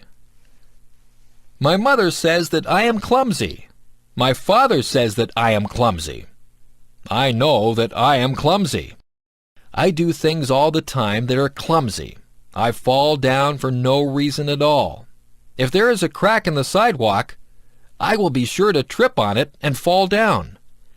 If I carry a plate of food in the cafeteria, I almost always either drop it or bump into someone with it. I don't try to do these things. It just happens. When I drink juice, I miss my mouth and get juice all over my shirt. I always have something spilled on my clothes. Last week I opened a jar of peanut butter. The jar flew out of my hands and landed upside down on the floor. There was a big glob of peanut butter on the floor. Yesterday I knocked over the sugar bowl. There was a big sticky mess on the floor. I bump my head when I get into the car. I rip my pants on things. I lose my money out of my pockets. I step on the cat's tail. I always feel bad when I do that because the cat thinks I don't love her. I don't mean to do these things. I am just a clumsy person. My parents tell me to slow down. I am always in a hurry. Maybe that's why I'm so clumsy. Maybe it's just a stage that I am going through. If it is, I hope it is over soon. Being clumsy is no fun at all. Home alone. I remember the first time that my parents left me home alone. I was very grown up, and I thought that I would be just fine. I was fine for a while. I watched television and had something to eat. I called my friend on the phone, and we talked for a while. Then I sat down to read a book. The house was quiet, very quiet. I found myself listening very carefully. I heard a tap, tap, tapping noise. I wondered where it was coming from. It seemed to be coming from the window. I turned out the lights so that nobody would see me, and I peeked out the window carefully. I was expecting to see a robber tapping at my window. There was nobody there. It was just a tree branch swaying in the breeze and tapping at my window. I felt silly. I turned on the lights and sat back down to read my book. A few minutes later, I heard some creaking noises. I listened carefully. Then I heard a clunking noise. I think it might have been the furnace. Then there was a whirring noise. My imagination began to play tricks on me. I was imagining that there were all kinds of creatures in the house. I told myself to grow up. I wouldn't let my imagination run away with me. I was glad when my parents got home. I told them about all the noises that I had heard. My parents laughed and said that all houses make noises. We're usually just so busy that we don't hear all the noises that go on. I have stayed home alone many times now. I just ignore all the little creaks and noises that I hear. I'm still alert and listen for anything suspicious, but I know that there are lots of noises that are harmless. That tree that taps on my window still frightens me sometimes, but I'm a lot braver now than I was the first time that I stayed home alone. Family. What does the word family mean to you? The easiest way to define family is to talk about who you are related to. Usually there is a mom and a dad, and children who are brothers and sisters. This would be the core family. Then there is the extended family, which would include grandparents, aunts and uncles, cousins, nieces, and nephews, and in-laws. People married to your brothers or sisters, husband or wife. However, I think the word family has a much deeper meaning. The word family brings words to my mind like love, support, help, kindness, fun, love, trips, closeness, love, forgiving, sharing, love, understanding, respect, and love. You'll notice one word that is repeated over and over again, love. I believe if a family has real love for one another, they will be able to overcome any problems they may have. Actually, they may not have too many problems if they all love and respect one another. However, there are things that cannot be helped, like death, sickness, or accidents. It is during those hard times that a family's love helps them to go through those experiences. We had quite a few children in my family. There were brothers and sisters, which included an adopted brother and a number of foster children too. I was also very fortunate that I had both my mom and dad to live with and do things like vacations together. We had a lot of fun, and there were some times of tears too. Above all, we love one another. Family is a wonderful thing. I am so lucky. My first job. My first real job was during my last year of high school. I had taken classes in various business subjects. In that last year of high school, we could do a co-op. That meant we could work part of the time instead of going to school. It would count as a credit towards our diploma. The place I got a job was at a men's tailor shop. The owners were a very nice older German couple. They had 2 other men working for them too. One of the men had had brain surgery for cancer. He had a big, long scar all around the top of his head. He told me all about it. He was always happy and full of fun. I thought he was very brave. The tailor shop made suits to order. One of the salesmen would measure the man, and the customer would choose a fabric and style for he or his wife liked. The people in the back of the shop would then cut and sew the suit. The suits cost a lot of money. There were also suits already made that the customer could buy instead if they wished. They could also rent suits or tuxedos for weddings or parties. I worked at a little desk. I answered the phone, wrote letters, filed papers, and did some bookkeeping. It was about a mile walk from my school to work. I passed many clothing shops. That wasn't good because I spent a lot of my money that I earned in those shops. I worked at the tailor shop for almost a year.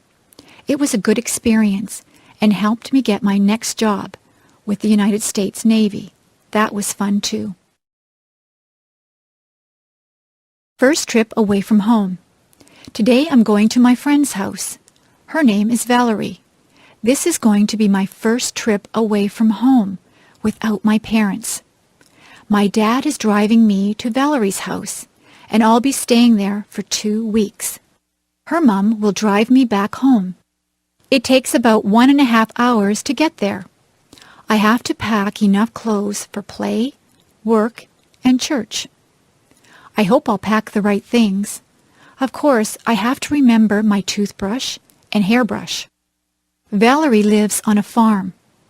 I'll be helping her dad with milking the cows, I think. We'll play up in the hayloft after we have helped put the bales into the barn. We'll be all itchy when the job is done. There are a lot of things to do on a farm. Her mom is a good cook and will feed us well. There is a nice pond where we can go swimming. I mustn't forget my bathing suit. I wonder if the farm dog comes into the pond too. That would be funny. My dad and Mom are giving me money just in case we go shopping. I hope we do go shopping because I want to buy lots of candy.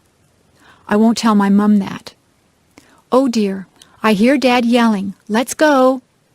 I haven't even finished packing my things yet. I guess I better stop writing this now and get busy fast. Bye. My job. I work at a conservation park called Balls Falls. I've only worked there for 3 weeks now. I am a tour guide, and I tell people the history of all the old buildings there. Somebody told me that one of the houses I work in is haunted. Now I get chills every time I walk into that house. My boss told me that the stories aren't real, but I have an active imagination. Balls Falls is very beautiful. It has 2 different waterfalls, the upper falls and the lower falls. There used to be tons of water cascading over them, which turned a big water wheel to grind grain. However, through the years, the amount of water has really lessened. I love working at Balls Falls because I get to work outside a lot. I'm getting a tan. In July and August, I will be working with kids there at a day camp. I am getting ready now, making different crafts and thinking up fun new games to play. I can't wait to start working with them. I think that will be the best part of the summer. I will be going to work tomorrow. I usually have to work from 9 a.m. to 4:30 p.m. I also like the people I work with. They are very nice. Come to Balls Falls and I'll give you a tour. My hobby. Let's see. Today I might go fly a kite or maybe go for a swim. It is hot outside and I don't know what to do. My mom tells me that I should do something that I like doing on hot days. Since our house is nice and cool, I guess I'll stay inside and work on my hobby. My hobby is something that not a lot of people do. I make and collect bookmarks. To make my bookmarks, I use stickers and special art pencils to draw. I buy the stickers at a mall, usually in a card store. The art pencils are bought in an art store. To make the bookmarks, I start with a piece of paper. I measure out how big I want the bookmark to be with a ruler. I once made a bookmark so big that it couldn't even be used in a very big book. After I measure it, I draw lines so that I can cut it straight. Sometimes I use fancy scissors that cut zigzag or frills. Then I start to decorate them. I like to draw cartoons and flowers on my bookmarks. Sometimes I even put real flowers on them. A lot of the time I write little sayings on the bookmarks. I like to give my bookmarks to friends and family. Sometimes I even sell my bookmarks to people. I like my hobby. I can draw whatever I want on the bookmarks. Maybe sometime in the future I will be a famous bookmark maker and even have my own store. If I had $1 million. If I had $1 million, I'd travel the world. I would go to the highest mountain. I would swim the deepest sea. I would probably buy a lot of clothes because I love clothes. More than anything, though, I would want to visit Ireland. I want to see the rolling hills and the green, green grass that everyone talks about. When I think of Ireland, I think of where my family came from many years ago. I am almost all Irish, and I would love to see my family over in Ireland. If I had $1 million, I would buy a Mustang or a Pontiac Sunbird car. I would buy a nice house with a big backyard and an outdoor and indoor pool. I would love to take my family wherever they wanted to go.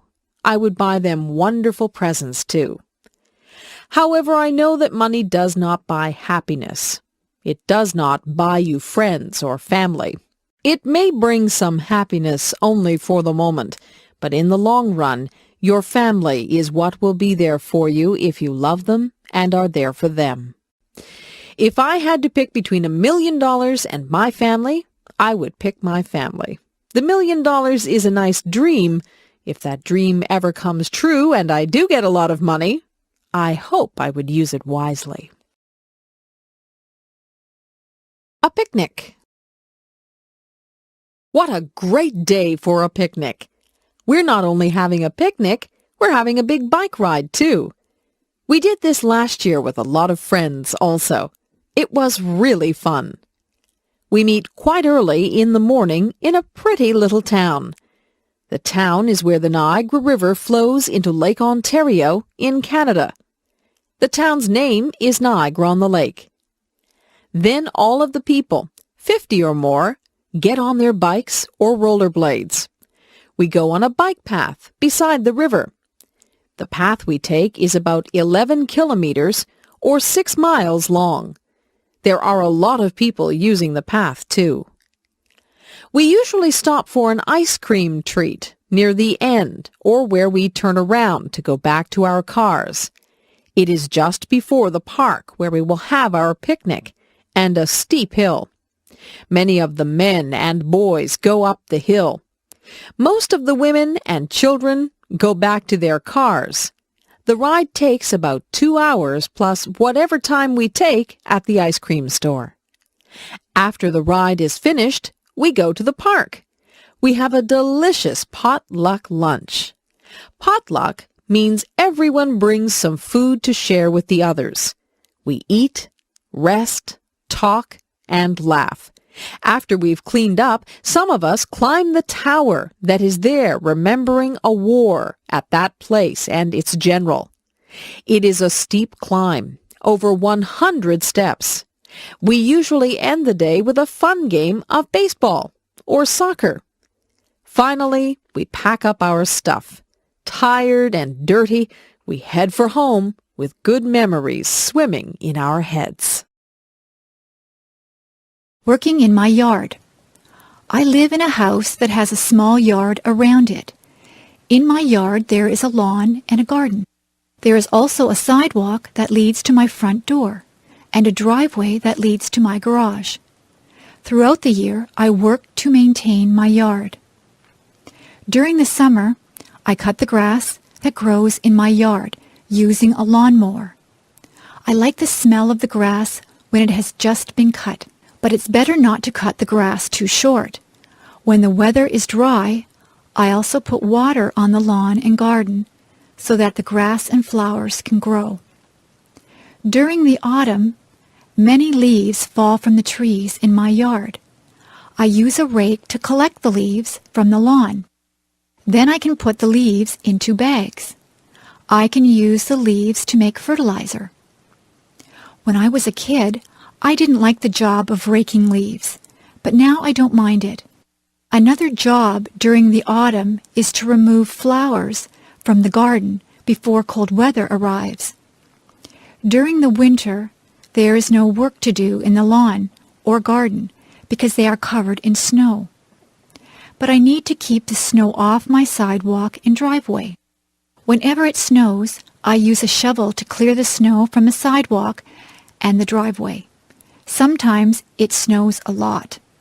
If I didn't shovel the snow, it would soon be impossible to get into my house. During the spring, the snow melts. I clean up my yard by sweeping away the dirt and by removing weeds from the lawn and garden. I also put flowers back into the garden. It's nice to see them again after the long, cold winter. When spring comes, the grass grows very quickly, so I need to cut the grass quite often. Working in the yard can be very satisfying work. It's so nice when the lawn and garden are looking green and healthy. Early morning. Yawn. I'm so tired. I don't like getting up in the morning. I wish I could sleep in until noon. My mom has to come into my room and shake my feet. "Get up, you lazy girl," she says. "It's time to rise and shine. It's a beautiful day." I raise my head, mumble and turn over, putting my pillow over my head. My mom yanks my pillow from off my head and starts tickling me. "Okay, I'll get up," I shriek. The sun is so bright that I squint. I think I will go outside and play. I can't wait to get up now. My mom cooks me breakfast. I have eggs, bacon, toast, and orange juice.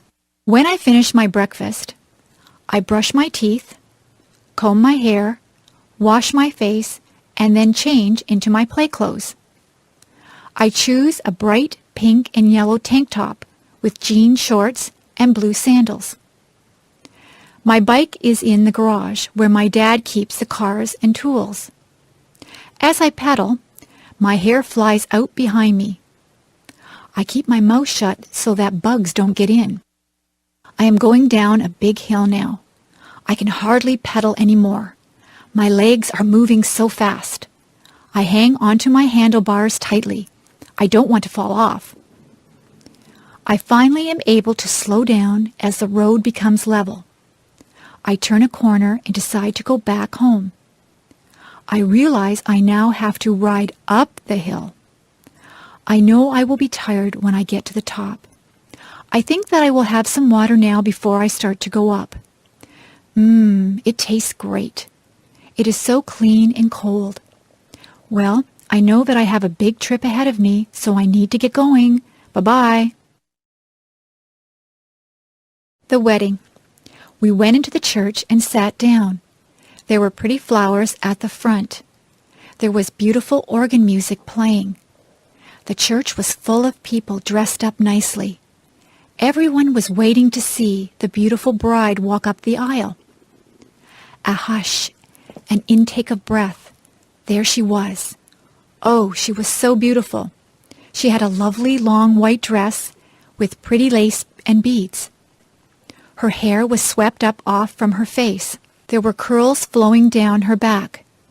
Instead of a veil, she had little flowers in her hair. Her bouquet of tiny flowers was very, very pretty. Her dad looked very proud of her. He looked just a little sad, too. At the front of the church, the groom stood waiting. He had a beautiful, tender smile on his face. He took his bride's hand as her dad left her there. They smiled at each other. The minister read, prayed, and offered some words of advice to the lovely couple. Someone sang a pretty song. The groom slipped the simple wedding band on the bride's finger. She struggled a little to put a band on his finger. Pretty soon the minister said they were now husband and wife. They kissed. We all stood as they walked down the aisle to live the rest of their lives together as Mr. and Mrs. We cried. The perfect place. There is a place in my mind that is pure. Everything there is beautiful. Many flowers grow, and the grass is very green. The clouds are always white and fluffy. The tree's branches sweep the earth floor. You can hear the sound of a waterfall. It is roaring with life, and the water races. A bird calls in the distance, and as you listen, the sound gets closer. A flapping quite near makes me turn and look. A great, magnificent eagle flies over my head. The strength I see in his powerful wings amazes me. I am never thirsty or hungry. I live off the beauty that surrounds me in this perfect place. I walk on trails that lead me to breathtaking places. The beach is my favorite spot to end up. The sand between my toes is soft and cool. I love to lie down on the sand. I watch the sun go down. Sometimes the sun is a brilliant orange. The world seems like it is on fire. Waves lull me to sleep. The seagulls wake me up. In this perfect place I have learned so much. The animals and their homes are so precious. I have learned to respect the animals. They were here first. The sounds, smells, and sights are too perfect and full of life. There is no war here, no anger or stress. I don't have to worry about pollution or destruction. My perfect world exists only in my head. Maybe if we all work hard, my fantasy can become real. Visiting the zoo. When I was a kid, I always enjoyed visiting the zoo. My family lived far away from the zoo, so we didn't go there very often. But whenever we went to the zoo, I always had a fun and interesting time. Some of the animals were very large. Of course, the elephants were huge, and they had such an unusual appearance, with their big ears and their long trunk and tusks. The giraffes were very tall, with long necks that reached high into the trees. Some of my favorite animals were big cats. The lions looked very powerful, with their big teeth and paws.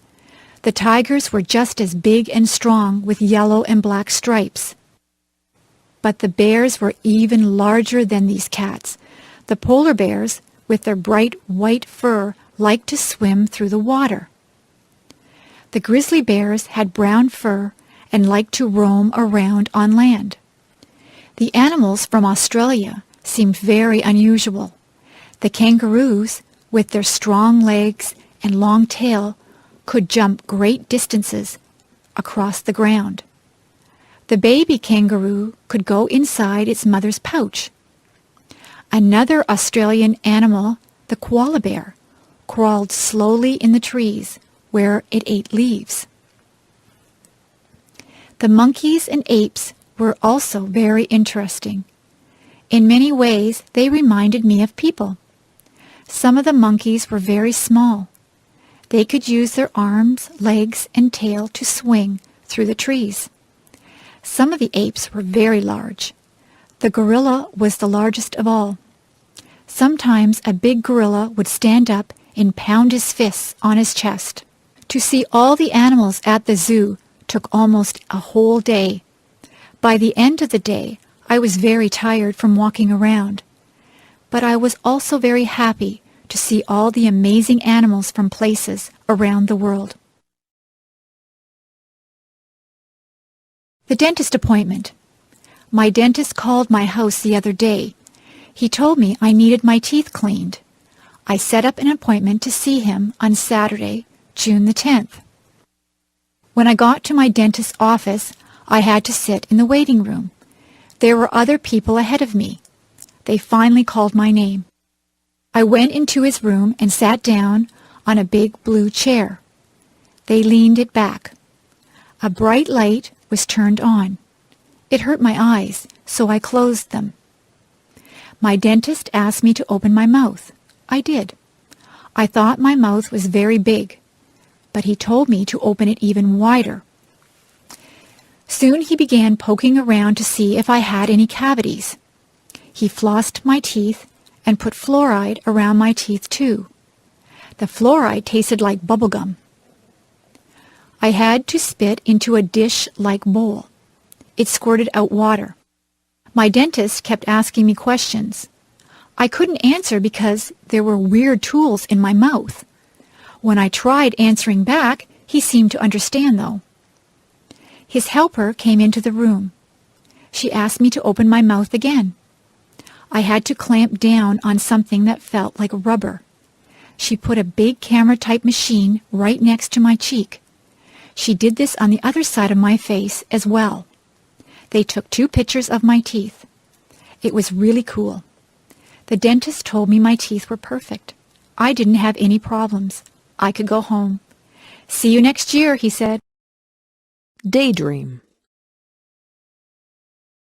Little Annie was very bored one lazy afternoon. She had nothing to do. She had already played with her brothers in the sandbox and had tea with them and her dollies too. She had baked chocolate chip cookies with her mom and even tasted one. They were very good, she thought.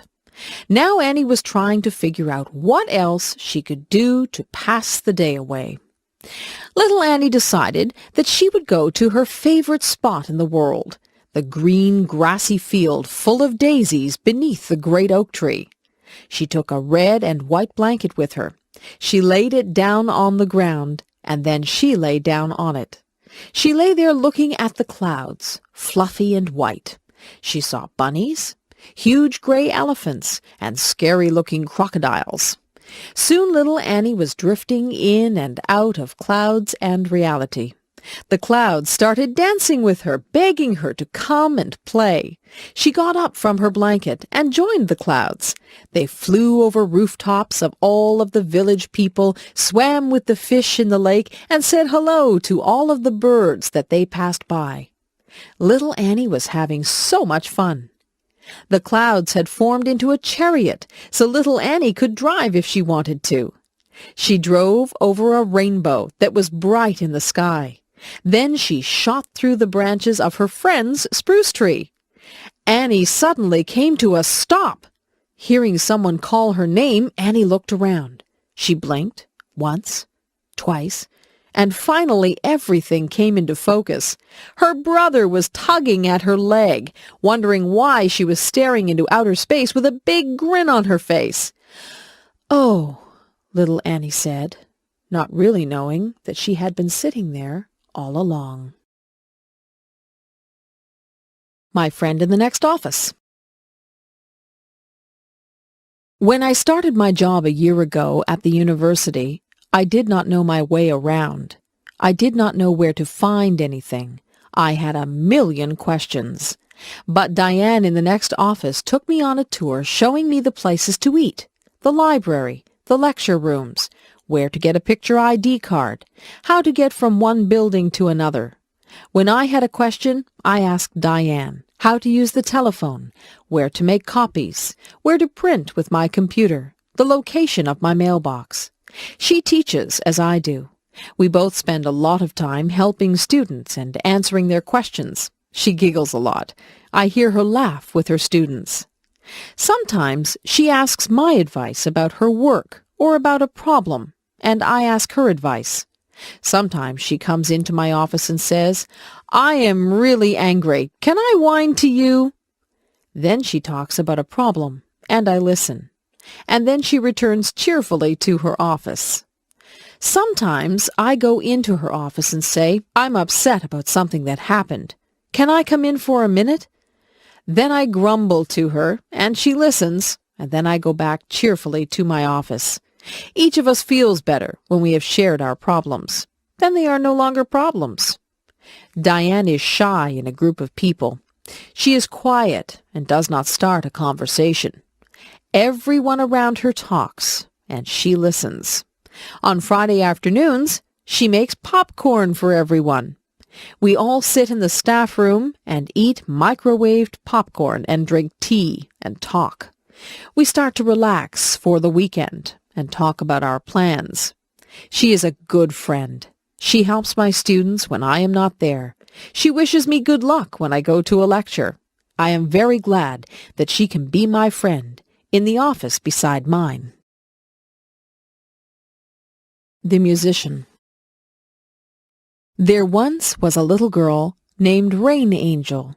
She loved to sit at the piano and play. Rain Angel was a very gifted girl. She had a voice that gave people shivers, and she loved to sing. As Rain got older, she continued to love music. Rain became involved in the choirs and bands at her high school. She loved performing in front of people. She couldn't help but feel the sense of power she had when she was up on stage, and there was always loud clapping when she finished a song. Rain soon went out on her own and looked for someone that could help her become famous. Rain wanted to share her talent with the world. She felt that her special talent for music helped people feel good. Rain went out into the big world, and she did very well. She was always performing her best, and someone finally noticed her. Her new agent helped her to make her first album. Rain became famous because she never quit trying. Rain loved her new way of life. She continued singing and playing her piano. She was even taught how to write her own music. Rain Angel had always dreamed of becoming a celebrity. She always remembered her friends and family when she was famous because they had always believed in her. Rain Angel strove for a faraway place, and it became her reality. She always believed that what she wanted to become was her choice. She believed that if you have the strength and determination, you can make your dreams come true. The circus. Wow! A big tent was in the middle of the town's parking lot. We were going to a 3-ring circus. I couldn't wait for it to begin. Inside and outside of the tent, toys, balloons, and food were being sold. All of the children were so very excited. Inside the tent, we found good seats so we could see everything. The band started to play loud music, and the ringmaster came out with a big tall hat on his head. In one ring, there were small animals, dogs, monkeys, and parrots doing tricks. The dogs were dressed in funny clothes, and so were the monkeys. They rode on bicycles, danced, and climbed ladders.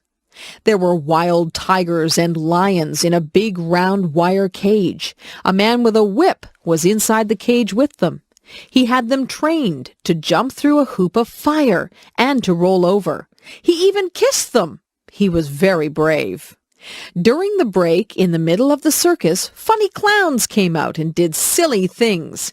They had happy faces and sad faces. Some had big red noses that honked if you squeezed them. There were rides on elephants, too. I didn't go on one because it cost too much money. The last act took up the whole tent. It was the acrobats. They hung from their teeth, their feet, and their necks high up in the air. They also swung high up in the air and flew to each other.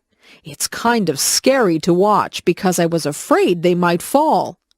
I had a very good time at the circus. However, my tummy felt kind of sick from all the cotton candy and junk food I ate. Going to the grocery store. Each week, I go to the grocery store to buy food for my family. I get a shopping cart from the front of the store, and I push the cart all around the store. The cart is large, but when I am finished shopping, the cart is nearly full. The grocery store is also called a supermarket.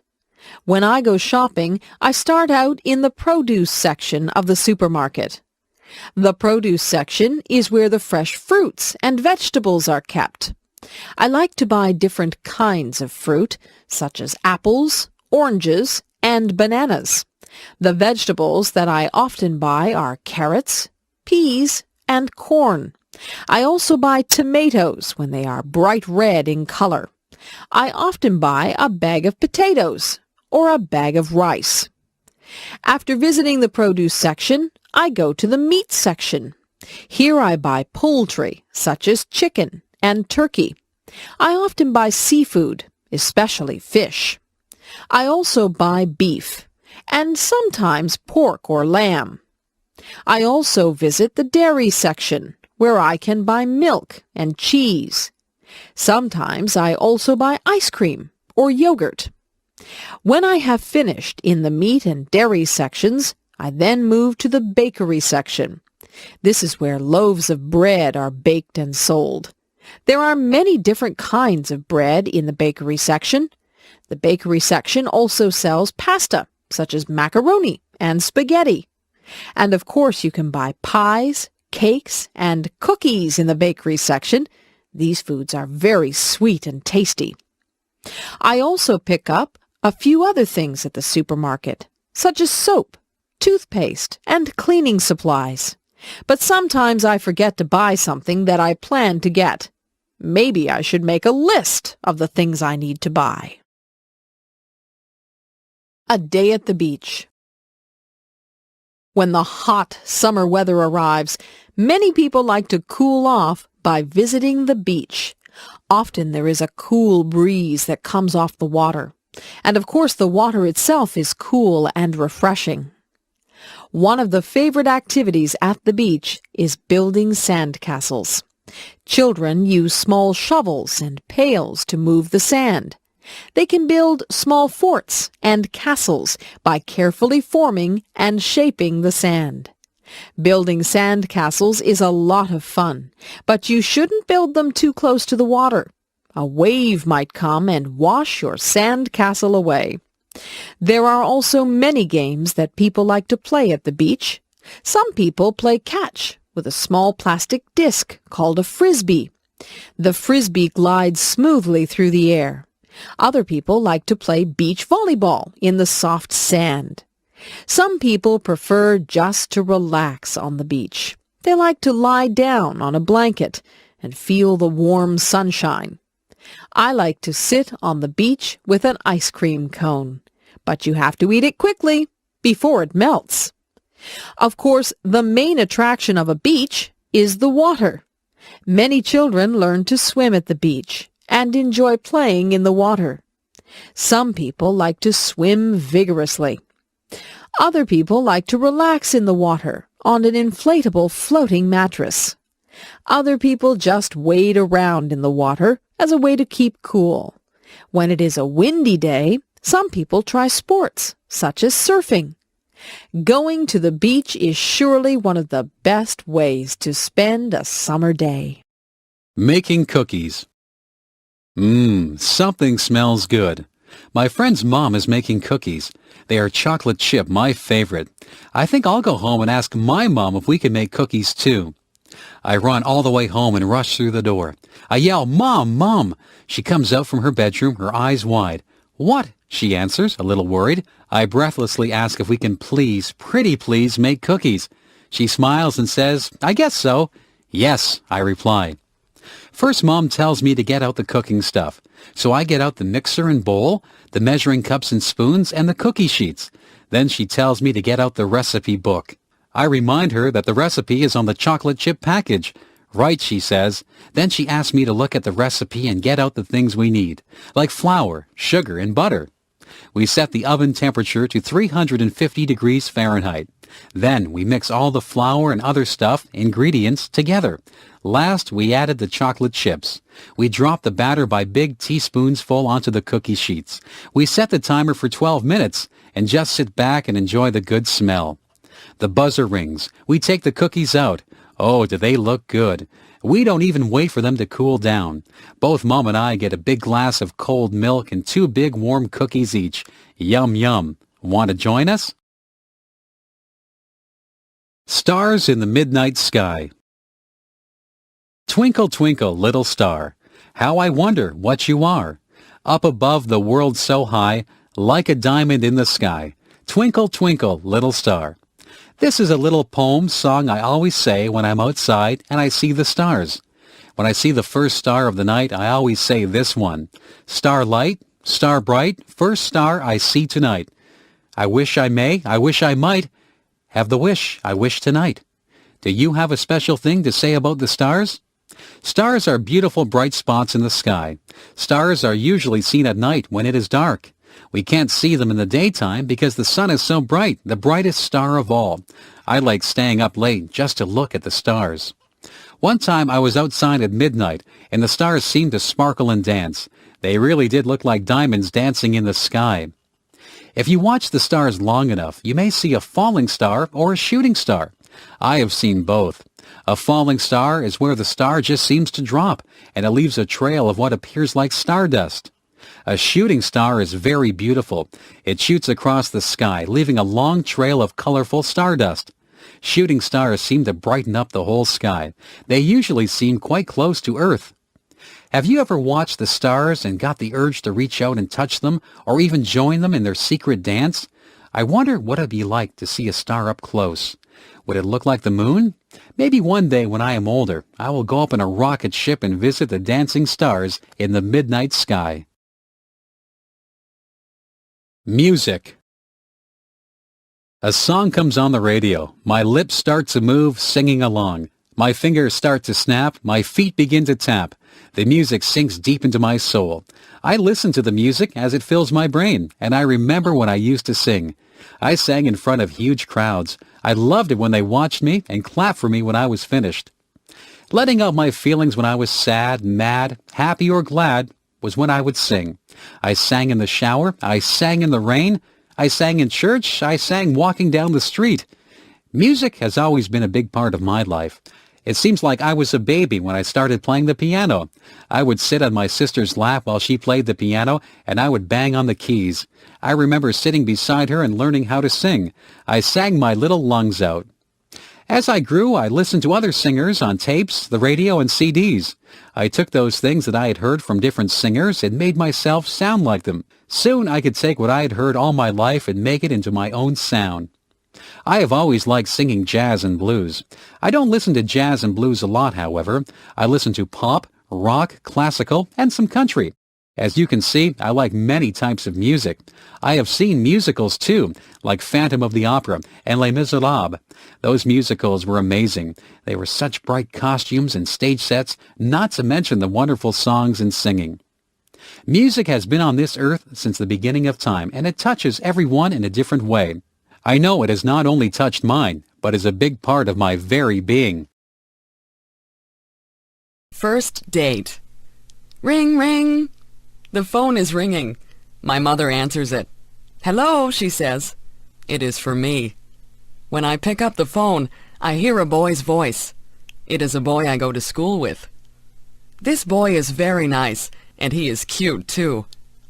He asks me if I want to go out for dinner with him tonight. I say yes. He's going to pick me up at 5:30 p.m. in the evening. He has a nice red car. Before he picks me up, I have to find an outfit to wear. I am nervous and don't know what to wear. So my sister picks out an outfit for me. I feel excited and have the sensation of butterflies in my stomach. The inside of my hands are damp, too. I put on my outfit and do my hair. My sister gives me some nice clips to put in my hair.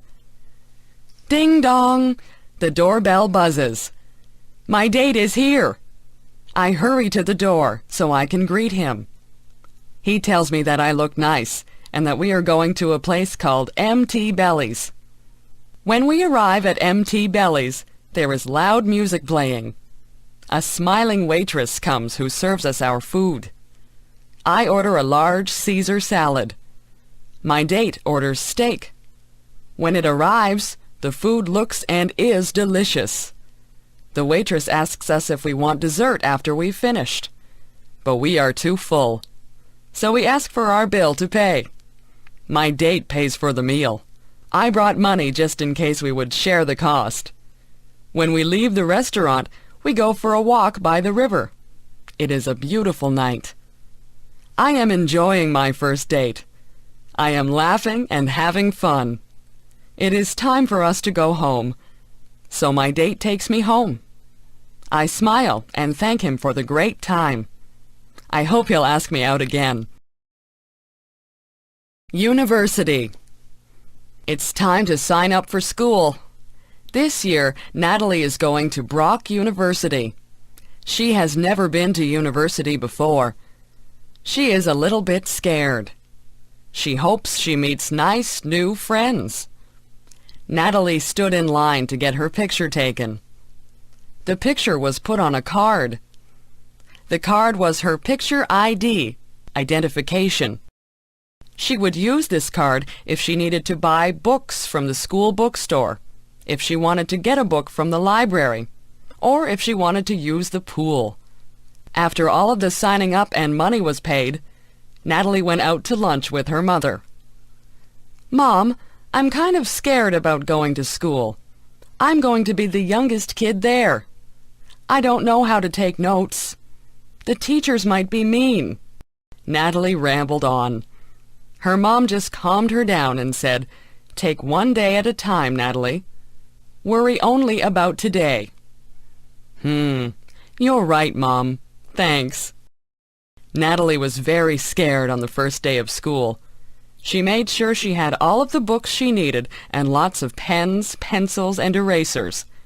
She walked into the front of the building and went on her way to try and find her classroom. Natalie got through her classes and met a lot of new people, nice people.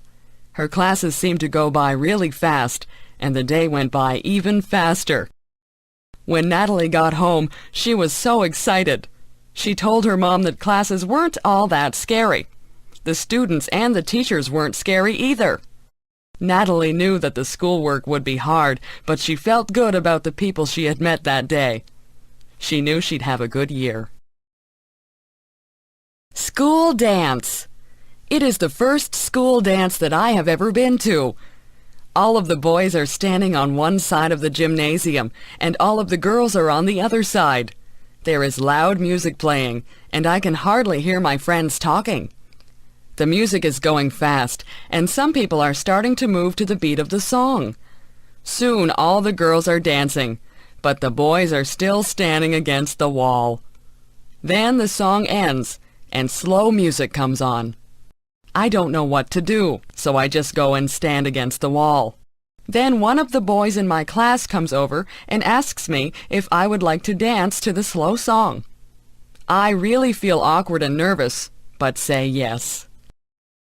We go out into the middle of the gym, and he puts his hands on my waist, and I put my hands on his shoulders. We start to move to the music, and we step on each other's feet. He is bigger than me, so my toe starts to hurt a little bit. As we continue to slow dance, more boys and girls come to the middle of the gym to dance together. It sure is funny to watch people dance because they are stepping on each other's toes and bumping into each other and turning in opposite directions. Soon the song ends, and the boys go to one side of the gym again. The girls decide that they want to dance to a fast song, so they stay in the middle of the gym and dance with one another. Our teachers are making sure that we are behaving because they are watching us. I wonder if they want to dance. They probably are remembering their first school dance. I wonder if someday I'll be grown up, just like the teachers, and laughing at the memories of my first school dance. I sure hope so. Health. Our health is very important to us. People can have good jobs, money, or good looks. However, if they become sick, those things don't mean a thing. It is wonderful to feel good. Feeling good isn't just about our body. It is also about our mind and spirit. We need to feel good in every area of our life. One of the things we can do to be healthy is to get enough sleep. If we don't sleep well, or enough, it hurts our body. It is during sleep that our body restores itself. Everybody knows we should also eat good foods. We need milk products, meats, fruits, and vegetables and breads and cereals. We shouldn't eat too much fat or sugar things either. Of course, we just shouldn't eat too much at all. Another thing that is very important is water. Most people... And we need to keep that replaced with good water, often. Exercise is very good for both our body and mind. It is good for our heart, lungs, muscles, and bones. It gets oxygen to our brain to help us think better. It can help us be smarter. Doing things that we believe are right and good gives us peace inside. It makes us nicer people and is good for our spirit. When we do what we know is right, it helps to reduce stress, which isn't good for any part of us. When we take care of our body, mind, and spirit, we feel good all over and inside too. What a beautiful world this would be if we could all work at doing these things for ourselves and also trying to be a help to others. Halloween. Ghosts, goblins, witches, princes and princesses, kings, queens, skeletons. So many of these things are walking down my street. Oh no! They are coming to my door. The doorbell chimes, and I slowly open the door. There, standing on my front porch, is a little ghost and a cute little witch. They hold up a bag and say, "Trick or treat." I put candy into their bags, and they smile and say, "Thank you." Every October 31st is Halloween. That is when children dress up as different things. Not just funny people, but things like animals or fruits or vegetables. They go from door to door and get different candies or little toys from the people in the houses. Some children, who are not very nice, will do naughty things to houses where people are not home, like throwing eggs at their windows. I think that is bad. Sometimes people decorate their houses for this day. Some of the houses can be pretty scary. They'll have scary noises coming from a tape recorder, too. However, it's only for a few days out of the year, so we may as well have fun with it. This year my brother is dressing up as a skeleton, and I'm dressing up as a bride. I am wearing my mom's wedding dress. It is fun dressing up in costumes and putting on lots of makeup. Sometimes our friends don't even know who we really are. The best part of Halloween is the candy, of course. I once got an entire garbage bag full of candy. My mom and dad took it away because I was eating too much. Mom gave me a piece of candy every day, though. If you eat too much candy, you can get a stomach ache. You need to remember to brush your teeth often, too, so you don't get cavities. Still, that candy sure does taste good.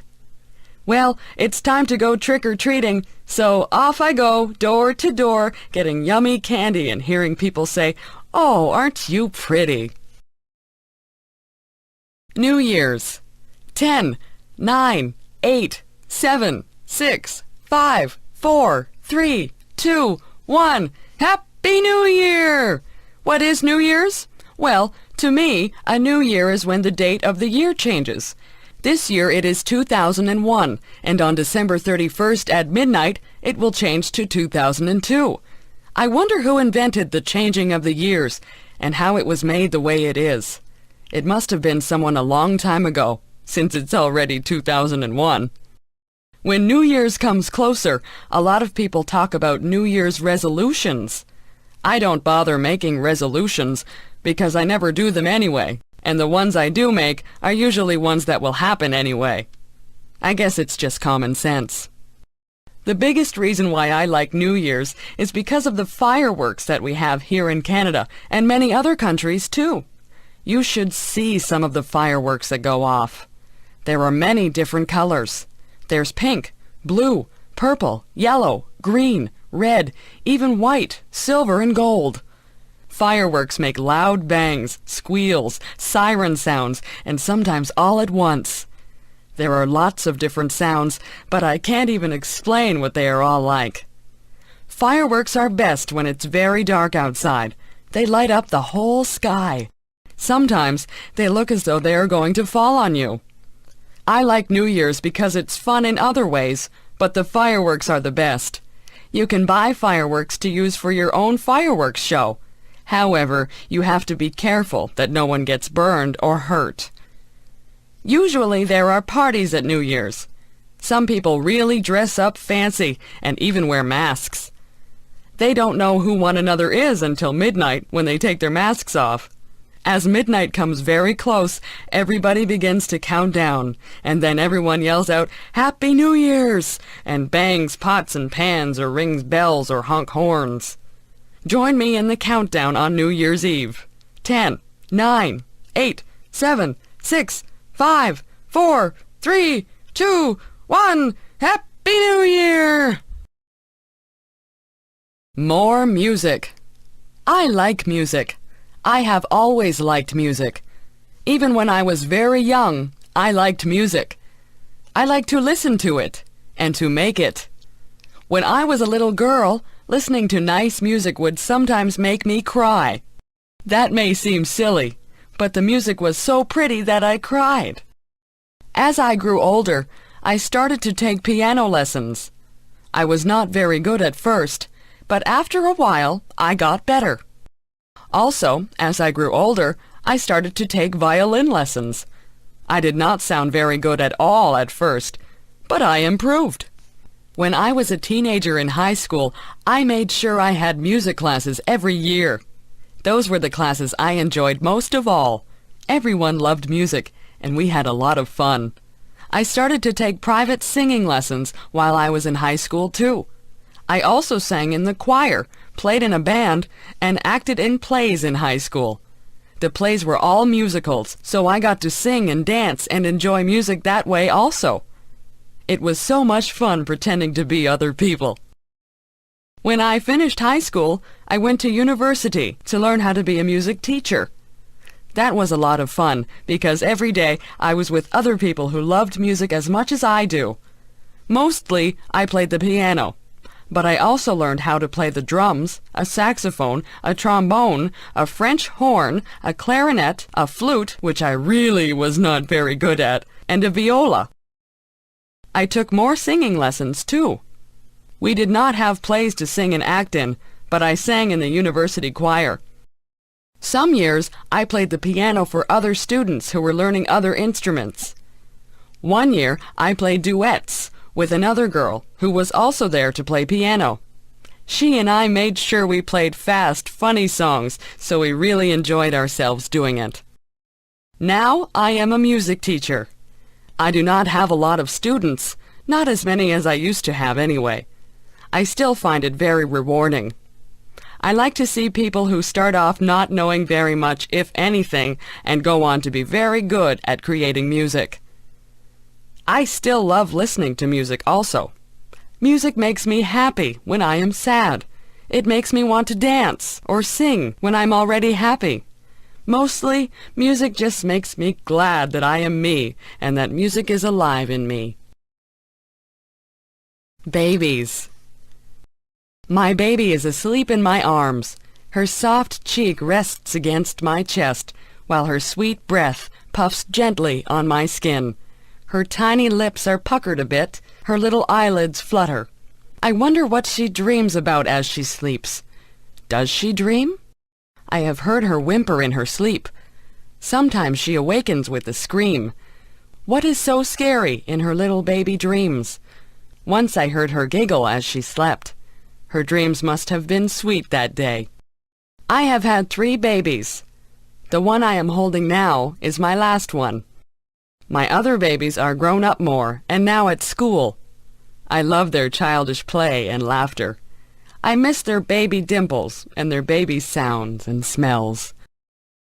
There is such joy in the birth of a new baby. We hear their first little cry, telling us all is well with their small world. We feel their newborn skin, wrinkled, soft, and slightly damp. We feel each little limb and are filled with wonder and humility. Life is good as baby takes its first food from its mother. Family gathers around, each waiting to hold and love this newest member. Each time the baby cries, its mom worries, and their bond becomes stronger. Babies have their own special smell. Some have described it as milk and innocence. It is the sweetest smell on earth, I think. It cannot be copied. Somehow it disappears as baby grows. I love to hear my baby talk. Once in a while, I can even understand a little bit. She is so serious in her baby talk that I just have to pick her up and hug her. I love to hear her say, "Mommy." When my baby is tickled, or when the dog or her big brothers do something funny, it is so sweet to hear her baby laugh. It's such a cute little giggle. Sometimes she laughs so hard, her face turns red, tears come to her eyes, and she falls down weak with the laughter. Those who watch her can't help but laugh too. I hope she always laughs so easily. The parents watch with pride and joy as baby grows and has many firsts. There is the first time baby sleeps through the night, rolls over, smiles, laughs, hugs and kisses. Then there is the first tooth, crawling, first step, and first word. With each new first, the baby becomes less a baby. These steps are a little sad to parents, too, because they know they're losing their baby. However, to a mother, even an adult child is still her baby. My baby is not perfect. Sometimes she gets mad or whines for no reason. But to me, she is still beautiful. Her smiles more than make up for her tears. Her hugs wipe away when she's been bad. I intend to cherish each moment with my baby while I can. Bedtime. I am almost 9 years old and my bedtime is 8:30 p.m. I think that is so unfair. I think I am old enough to stay up until at least 9 p.m. My parents say that I have to go to bed early because I have school the next day. I can't wait until I am grown up and can stay awake as long as I want. Even though I think I should be able to go to bed later, I do like our nighttime routine. At about 8:15 p.m., my mom sends us upstairs to put on our pajamas. When we come back downstairs, we read together. Sometimes Mom will read to us, and sometimes we will read to her. If Dad is not working, he will sometimes read too. Mostly it is Mom we read with, though. When we read, Mom helps us with words we cannot read. We have to try and sound the word out, but if we are really stuck, she will help us. If we come to a place in our reading where we do not understand the meaning of what was written, we stop reading and look at Mom. She will tell us what it means or help us figure it out on our own. After we are finished reading, we say goodnight to everyone in the house. First, we say goodnight to Mom and give her a hug and a kiss. Then we do the same for Dad, then our little sister, and then our dog. Afterwards, we go upstairs and brush our teeth. I have to do special stretching exercises for the muscles in my chest and legs, or I get pains when I run and play. I do my stretching before I get into bed. After my exercises, either my brother or I turn off the lights. We share a bedroom, so we take turns turning the light off. Before we get into bed, we say our prayers. After we get into our beds, my brother and I talk to each other for a long time. We tell each other about our day or about what we hope will happen in the future, about our friends and all sorts of other important things. After a while, we get so tired we just fall asleep in the middle of talking. Even though we go to bed at 8:30 p.m., we talk so long we don't go to sleep until about 10 o'clock p.m. I still do not know why I have to go to bed so early when I'm not even tired. Why do I like mathematics? Sometimes there is a problem in life that has no answer. Perhaps a child has trouble learning. Perhaps someone becomes ill. Perhaps there was love, but now there is conflict. These problems are hard to solve. There is no single answer. Many people have opinions on what is the best answer. But in mathematics, there is an answer, a single answer that is right. There is no doubt. There is no argument. This answer is right. If we ask, what is 5 plus 7? The answer is 12. If we ask, how do you raise a child? The answer would depend on the child and the parents. Sometimes there is more than one way to reach an answer. Imagine we want to find the area of a triangle.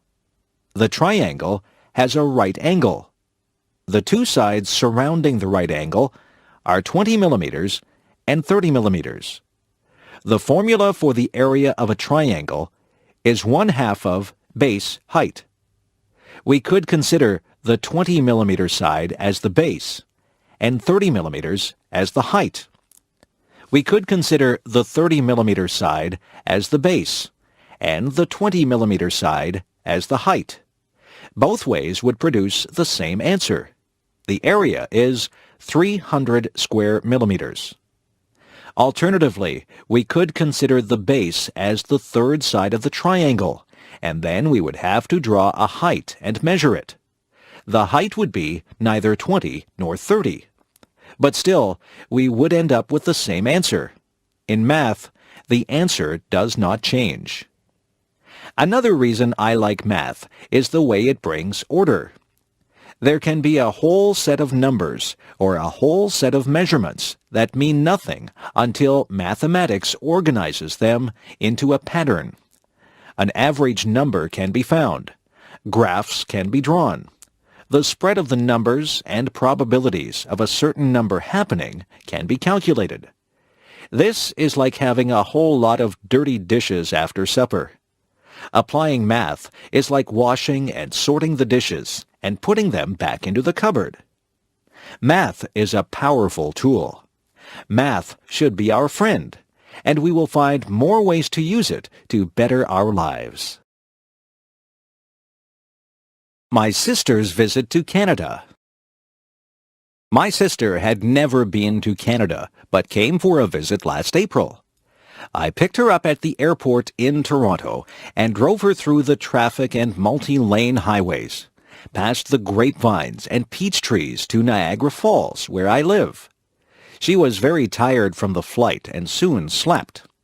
The first day, we walked to see the falls. The spray from the falls drifts high into the air and across the people standing to watch. There are people from all over the world watching the water and using their cameras. Because it was April, there was still ice beside the water, huge chunks of ice that looked like white rocks. In the river, there were floating pieces of ice moving downstream. The next day, we went to the town where the Niagara River joins Lake Ontario. The weather was warm. We walked a long way, and our feet were hot, so we went down to the edge of the water to put our feet in. One toe in was enough. The water was so cold it made our feet ache. A piece of ice drifted beside our feet. I put one foot in for a second, then out, as the pain of the cold went right through me. My sister could not understand how it could be so warm, but there was still ice. Another day, we went to see my daughter. She is living on a farm, an hour's drive away. We walked through her trees. The buds were starting to turn into leaves. We stopped and looked at the spring wildflowers. We climbed across a creek by walking over a fallen tree. We saw the footprints of raccoons by the water. There was fresh air and sunshine and blue sky. On the way home, we stopped for hamburgers and fries at a drive-through restaurant. She had never been to a drive-through restaurant before. Then we went to a donut shop. There are no donut shops where she lives. There was a choice of 20 different types of donuts, some round, some with holes, some with frosting, some with jam inside. Each was different. The days passed quickly, and soon it was time to take her back to the airport. Some of the trees now had leaves. Some of the tulips were now blooming. It was hard to say goodbye to my sister. I hope we can visit again soon. A summer Sunday. Today the sun was warm. The sky was blue with a few white clouds. It was a good day to pick strawberries. It was a good day to go to the beach. I drove to a pick-your-own farm where people can pick their own fruit and buy it. There the fruit is very fresh and delicious. The owner of the farm gave everyone a row to pick their strawberries. Everyone was wearing sun hats. I knelt down on the straw between the rows and picked the big, juicy red berries. I tasted one. It was warm from the sun. When I bit into it, the juice was sweet and strong. When 3 big pails were full, I went to pay for them and picked up some recipes for some strawberry desserts. I packed 2 of the pails in a cooler with some ice, and the other one we would eat at the beach. I met my daughter at the beach. She had a soft pink blanket on the sand. This beach is beside a lake, and across the lake, about 50 kilometers away, the large city can sometimes be seen. Today, the wind blew cooler air across the lake over the people on the beach. There were children playing in the water. One man helped his son dig holes in the sand, and the water ran into the holes. One lady held her children's hands and walked down into the water. Families climbed over the rocks and sat on the last rock where the water was deep. Teenagers rode bicycles and rollerblades along the path beside the beach. Adults walked and ran along this path, carrying water bottles around their waists. We sat on the blanket and ate sandwiches of meat and lettuce and strawberries from the pail. We talked and read books and lay in the sun, relaxing. We wore sunscreen, but our skin was getting hot. How cold was the water? We walked across the sand that almost burned our feet to the edge of the water. She went right in and lay down floating. I put my toes in and felt the chill through my body. I went up to my knees, then my thighs, but that was far enough. My whole body was cooled down. I headed back to the blanket to lay in the sun again. Soon it was time to go home. She was coming to my house for supper. We drove down the highway with the windows open and our hair blowing in the warm breeze. We cut the strawberries up and made a strawberry dessert with cake and ice cream. We sat outside in the backyard under the maple trees with the birds singing around us and ate our supper. It was a perfect ending to a relaxing summer day. My parents. My parents live in England, and I live in Canada. I don't see them often. They used to come and visit on a plane, and we would pick them up at Toronto Airport. But now they are older and say the flight is too long for them. I went to visit them last year with my son, their grandson. They live by the ocean, and we could hear the sound of the waves through the bedroom window and see the blue water of the English Channel.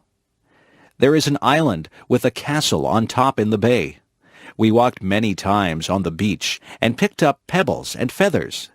We visited the island and walked up the steep hill to the castle. My mother likes to cook. She makes delicious cakes and pies. We went for a hike and picked wild blackberries. She made them into a pie that smelled so good coming out of the oven and tasted so good on our plates. She has many cookbooks with recipes from all over the world and likes to try new things. She can make pastry very easily and rolls it with a rolling pin quickly.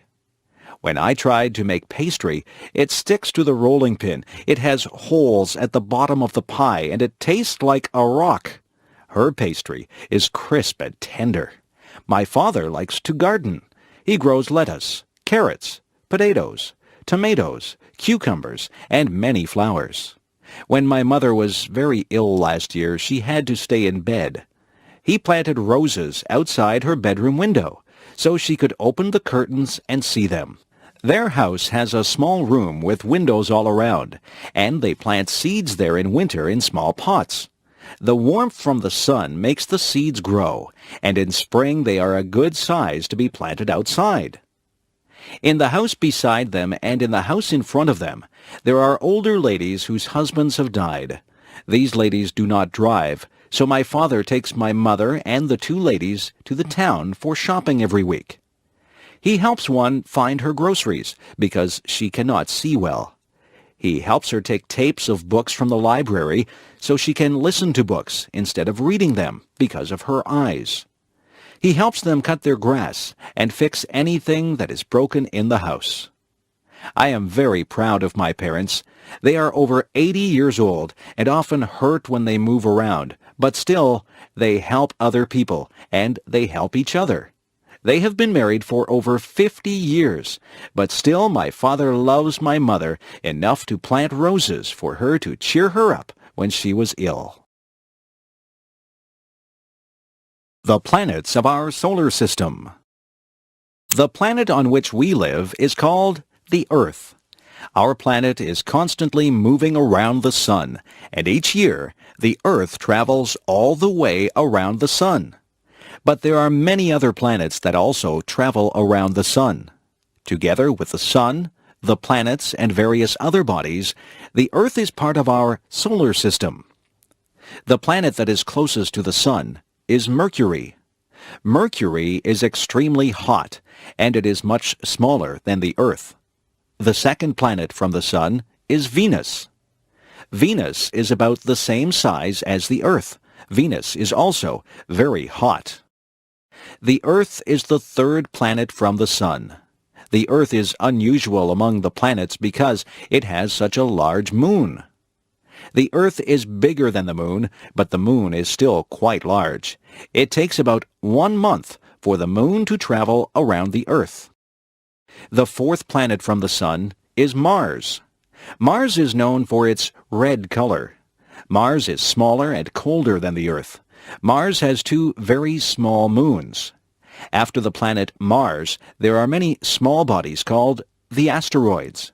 These rocky objects are much smaller than the planets. The first 4 planets are all made of rock and metal. The remaining planets, however, are mostly made of frozen gases. The 5th planet is called Jupiter. Jupiter is the largest planet. It has many moons that travel around it, and it also has a large red spot. The 6th planet is called Saturn. Saturn is the second largest planet, and it is famous for the wide rings that surround it. These rings are made up of many smaller objects that are found in the same area. The 7th planet is called Uranus. The 8th planet is called Neptune. These planets are also gas giants, but they are smaller than Jupiter and Saturn. Both Uranus and Neptune are so far from the sun that scientists only discovered these planets during the past few hundred years using telescopes. The other planets had all been visible to curious people for many thousands of years. The 9th planet is called Pluto. Pluto is very small, and it is much more rocky than the gas giants. Some scientists believe that Pluto is not really a planet at all. They suggest that Pluto is the largest of many asteroids that are found at the edge of the solar system. The solar system is a vast place.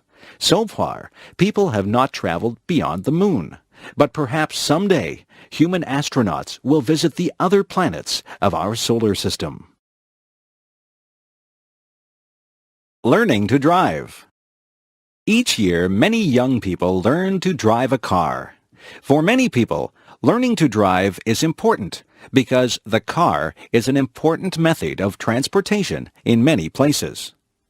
Before learning to drive a car, it is important to understand the rules of the road.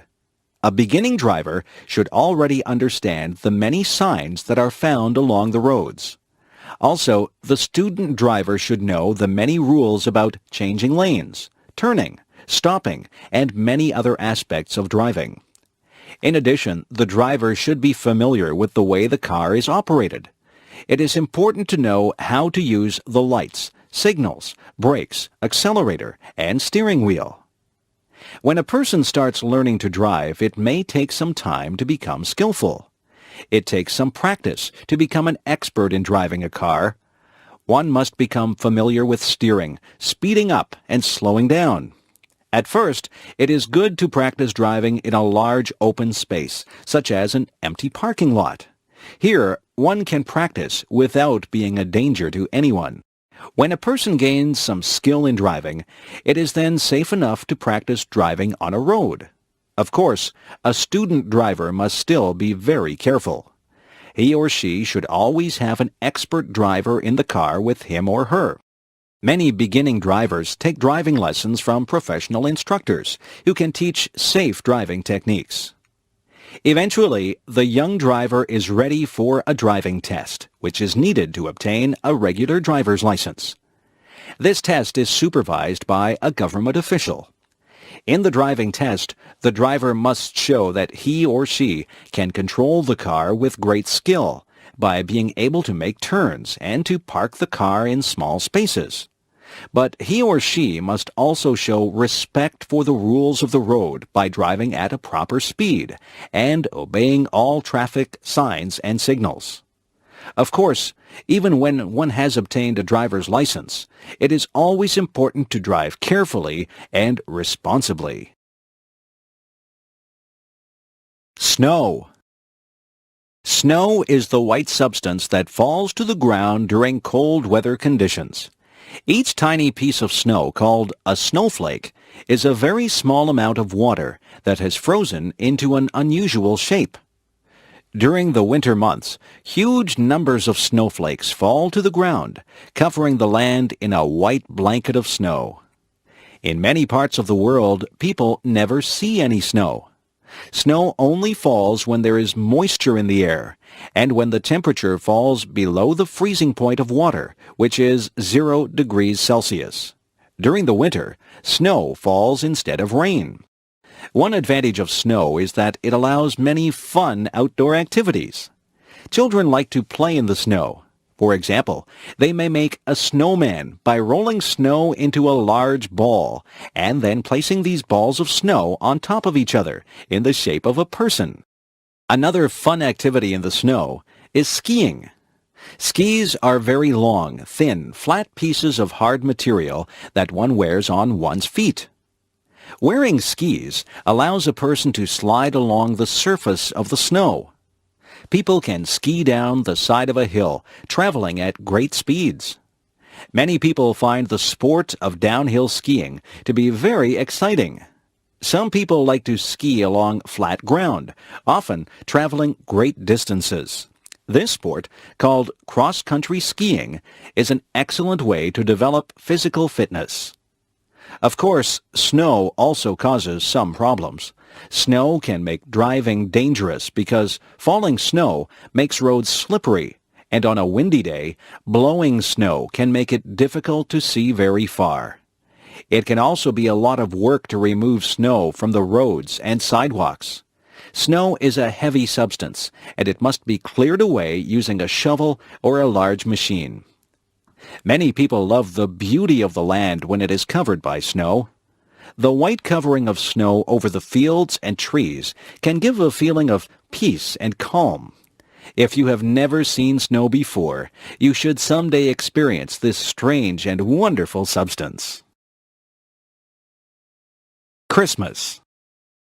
In most Western countries, Christmas is the biggest holiday of the year.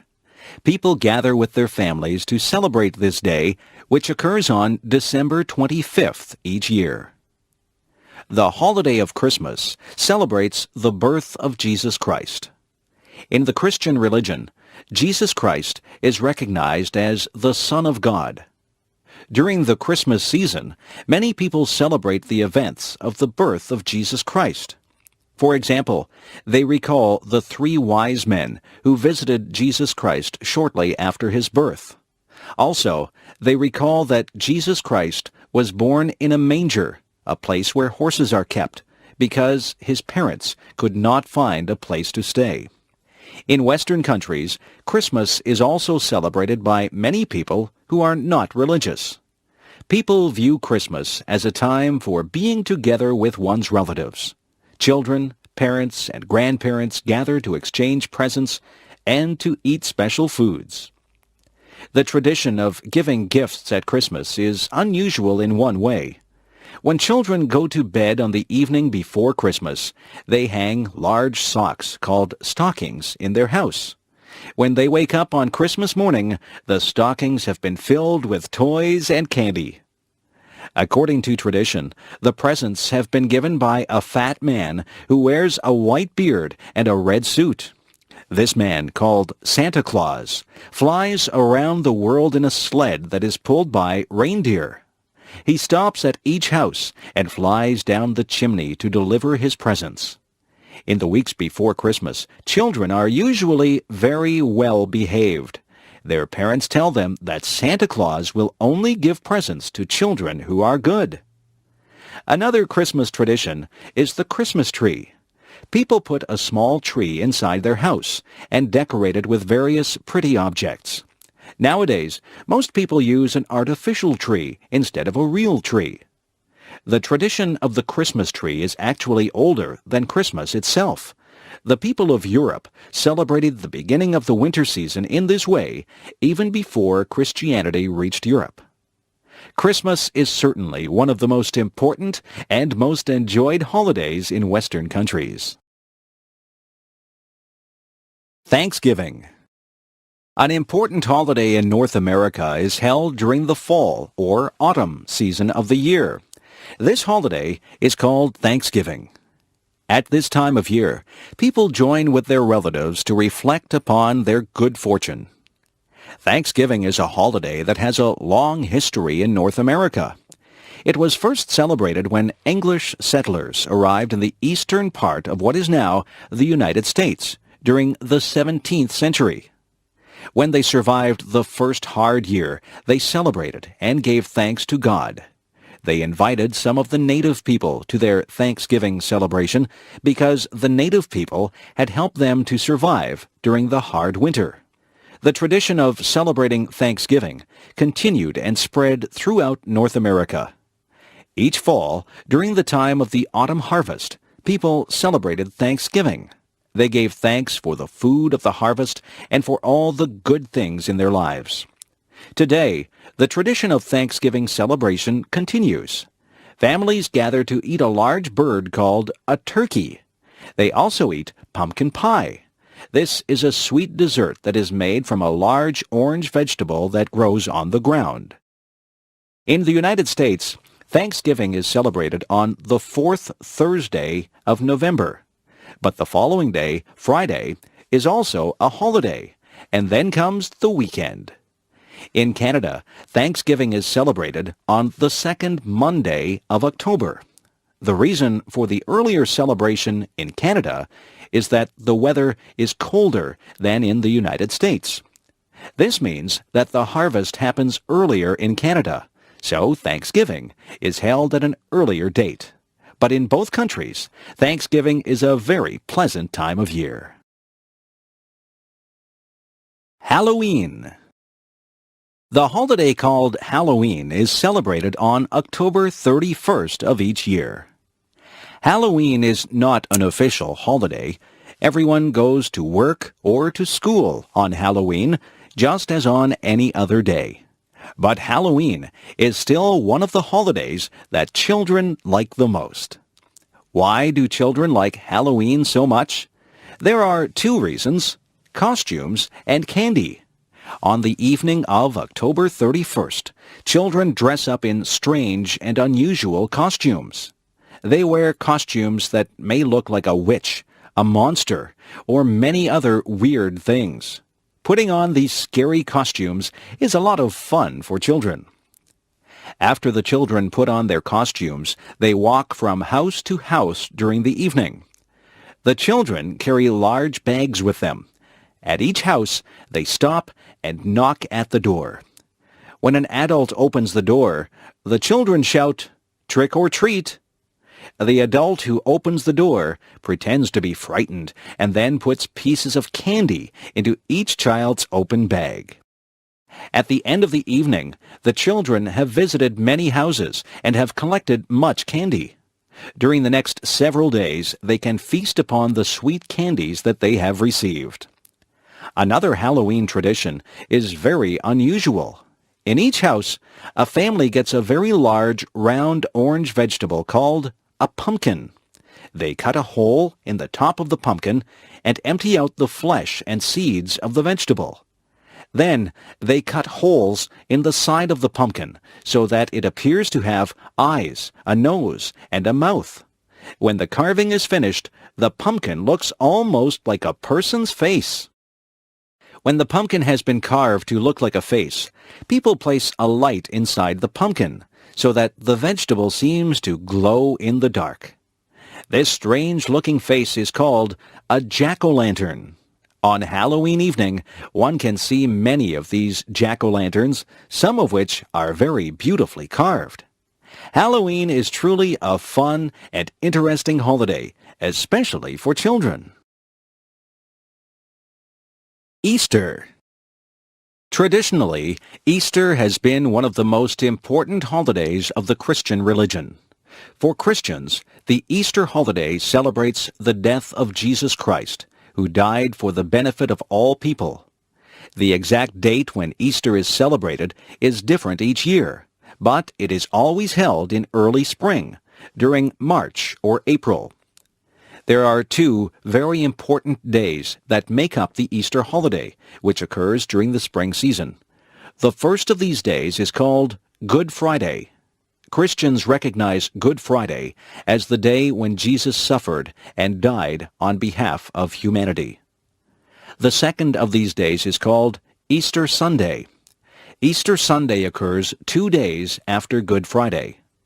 Christians celebrate Easter Sunday as the day when Jesus rose from the dead and went to heaven. For Christians, Easter is the most solemn holiday of the year. Many people attend church services on Good Friday and on Easter Sunday. Easter is also a time for celebration. Some Easter traditions come from old springtime festivals that existed even before Christianity. One of the traditions associated with Easter is the painting of Easter eggs. People take chicken's eggs, make them hollow, and then paint them with beautiful colors. Some people paint very beautiful and complex designs on the Easter eggs. Another Easter tradition is the Easter Bunny.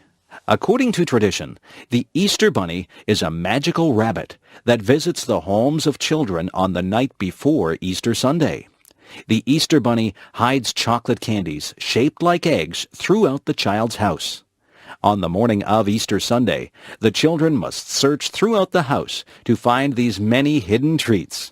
The Easter holiday is an important time, both as a religious holiday and as a celebration of springtime. My friends. 2 of my best friends are named John and Jane. John and Jane are related to each other. In fact, they are brother and sister. Not only are they brother and sister, but they are also twins. Their mother gave birth to them only a few minutes apart. I first met John and Jane when we were only 5 years old. We went to kindergarten classes at the same school.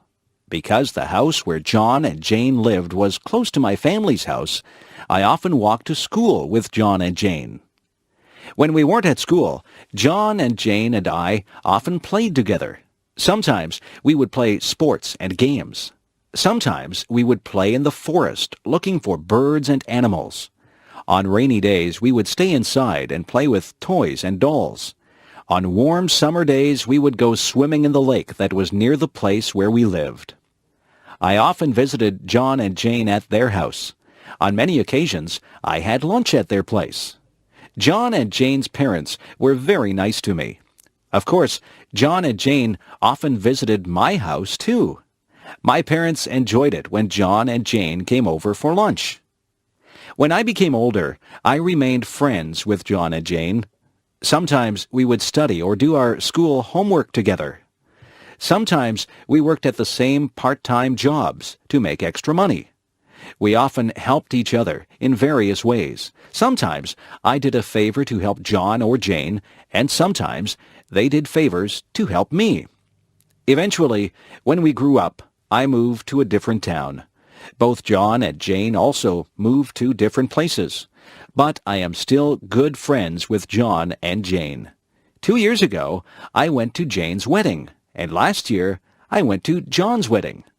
I think I will probably always be friends with John and Jane. Having friends is very nice. I am very lucky to have had good friends such as John and Jane. Hobbies. Hobbies are activities that people do in their spare time for the sake of enjoyment. A hobby usually involves work of some kind, but the work is fun for the person who does it. Some people enjoy their hobbies very much and like to spend much time on those hobbies. There are many different hobbies that people enjoy. One of the most popular hobbies is gardening. Many people enjoy growing beautiful flowers or tasty vegetables in a garden near their house or apartment. People who have a garden enjoy seeing the results of their work when flowers show their bright, beautiful colors. But gardeners also enjoy the tasks of gardening itself. They like to work in the soil, planting and watering their flowers. Another popular hobby is photography. Some people enjoy taking pictures of the people and places around them. People who enjoy photography may sometimes buy expensive cameras that allow interesting photographs to be taken. But even people who have only a basic camera can still take beautiful pictures. For many people, car repair is a favorite hobby. Some people enjoy looking at the engine and other parts of their cars. Those people make repairs or improvements to their cars. Of course, this is a useful hobby, but many people enjoy fixing up a car simply because they enjoy working with cars. Some people collect objects as a hobby. For example, some people collect postage stamps, and some people collect coins. It can be very satisfying to find the missing parts of one's collection, especially when the stamps or coins are very rare. Of course, these are just a few of the many hobbies that people enjoy. Do you have any hobbies that you enjoy? Life in outer space? People have often wondered about whether or not there is life beyond the planet Earth. For years, the idea of intelligent life on other planets has been very popular. Many books and movies tell stories of what those forms of life might be like. Many scientists believe that very simple forms of life are likely to exist on many other planets. Under the right conditions, simple life forms might arise. Those conditions, which include moisture and warmth, might occur in many parts of the universe. Fewer scientists believe that very intelligent forms of life are likely to exist on many other planets. For intelligent life to evolve, a very long period of time is needed. During that time, the conditions on a planet must not be too harsh. Otherwise, the evolving life forms will die. The amount of water, heat, and various chemicals must be just right.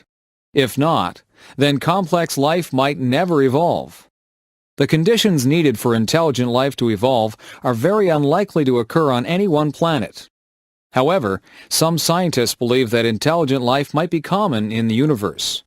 Because there are so many stars and planets in the universe, there might be a few places that have intelligent life. However, those places are probably very, very far away. Other scientists disagree. They think that the conditions needed for intelligent life are extremely rare. Because of this, our planet might be the only place that has intelligent life. So far, it is impossible to know whether or not there are intelligent beings on other planets. But even if those beings do exist, it seems very unlikely that we will ever meet them. Reading the newspaper. I often enjoy reading the newspaper. In my city, there are 3 different newspapers, and I look at different newspapers on different days. I find that each section of a newspaper has some interesting information. Most newspapers contain several sections that can be easily removed from the rest of the newspaper. The main section is found at the front of the newspaper.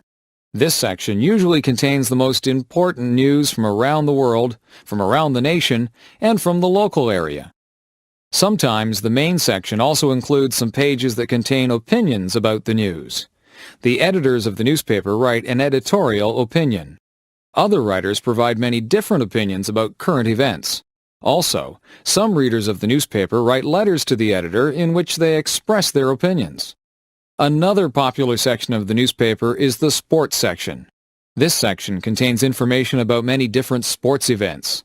The sports section provides scores and results from many games and competitions. Another section of the newspaper contains information about entertainment and the arts. The arts and entertainment section tells readers about new movies and plays. It also describes new books, music concerts, and art exhibits. Most newspapers also have a business section. This section provides information about new business deals and about the stock market. Many people read the business section of the newspaper to gain information and advice about investing their money. Finally, newspapers usually have a section for classified advertisements. This section allows people to advertise about things they want to buy or sell.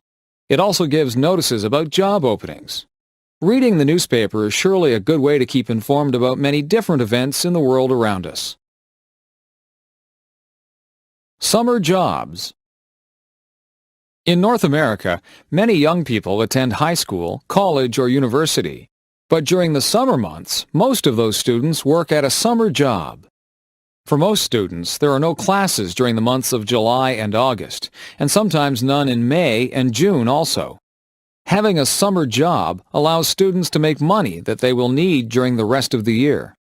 They need this money because it costs a lot of money to pay for university or college. Of course, students also want money to spend on things that are fun also. Many students have summer jobs that involve working with children. For example, some students work at children's camps, where they teach children various skills and games. Some students work as lifeguards at swimming pools and at beaches. Some students do heavy work in their summer jobs. For example, some students find jobs as construction workers. Other students work in factories, and some students work on farms. There are other students who find jobs mowing lawns or collecting trash. Quite a few students work in stores. Some of these students have jobs as cashiers, and some have jobs putting products on store shelves. Other students work in restaurants, as waiters, or as cooks. Other students work in offices. Some of them work as assistants for other employees. Their tasks might include typing letters, programming computers, or delivering mail. Some students enjoy their summer jobs very much, and they find those jobs to be a pleasant break from studying. Other students do not really enjoy summer jobs, but find their jobs to be a nice way to make new friends. But nearly all students who have summer jobs are pleased to have the chance to earn some extra money. Eating out. Many people enjoy the experience of going out to eat at a restaurant. It is enjoyable to eat one's favorite foods or to try some entirely new food. Going out to a restaurant is also fun because it allows a change from the usual routine of eating at home. There are many different kinds of restaurants. One popular type of restaurant is the fast food restaurant. When ordering fast food, you must first wait in line at the front of the restaurant and then order food from the counter. After paying, the food is quickly delivered, and you can then take the food to a table where you can enjoy your meal. In most restaurants, you don't have to go to a counter to order your food. Instead, you are taken to a table soon after entering the restaurant. There, a waiter comes to give you a menu. You can choose your meal from the foods that are listed on the menu. After ordering, it takes some time to prepare your food.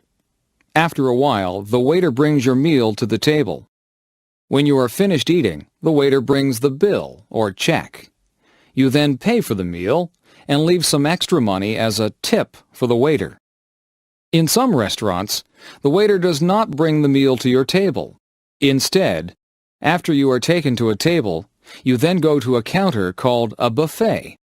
There you can select different types of foods, such as salads, soups, meats, breads, vegetables, and desserts. After putting the food on your plate, you return to your table. After eating, you can return to the buffet to get more food. Other restaurants can be very fancy. They may have beautiful decorations, and they may have food that is prepared by expert chefs. These restaurants may also serve fine wines with the food. Of course, these restaurants are very expensive. At these restaurants, it is often necessary to reserve a table by telephoning the restaurant in advance. Different restaurants specialize in different kinds of food. Fast food restaurants may specialize in hamburgers or chicken. Some restaurants specialize in steak or seafood. Other restaurants specialize in foods that belong to a certain nationality. For example, many restaurants specialize in Italian, Mexican, Chinese, Indian, or Thai food. Eating out at a restaurant can be a fun and tasty experience. What is your favorite kind of restaurant? Radio stations. When I drive in my car, I like to turn on the radio. By listening to the radio, I can enjoy music and learn the latest news while I am traveling from one place to another. Of course, you can also listen to the radio at home or even at work. Listening to the radio is a popular activity for many people, and each city has many different radio stations. There are many different kinds of radio stations. Some radio stations provide news and information. Other radio stations have a talk format, where listeners can call the radio station's experts to discuss political affairs or to ask for personal advice. Although there are many radio stations that provide news and opinions, most radio stations are mainly devoted to playing music of some kind. For example, some radio stations play the songs that are currently most popular, often called the top 40 songs. Other radio stations specialize in particular types of music. There are some stations that play only classical music. Other radio stations mainly play jazz music. Some very popular radio stations play hard rock music. Others specialize in country music. Some people prefer radio stations that play rhythm and blues music. Still other people enjoy radio stations that specialize in soft, easy listening music. If you have a favorite kind of music, or even if you like to listen to all kinds of music, you can probably find at least one radio station that you will like. In addition to news and music, some radio stations provide other kinds of entertainment. Sometimes, a story from a book will be told over the radio. Occasionally, the words of a theatrical play may be heard on the radio. Even in the age of television and computers, the radio has remained an important source of entertainment and information. People will surely listen to the radio for a long time to come. Being a good citizen. Every society has laws that regulate the way people behave. A good citizen should obey laws. However, there is more to being a good citizen than merely obeying laws. There are many other things that people can do to make their society a pleasant one for every person. One way to be a good citizen is to be polite in everyday activities. For example, when passing through a door, a considerate person will hold the door open for a person who is close behind. Holding doors open is especially important when someone is carrying a heavy load. Being a good citizen is very important when traveling on the roads and streets.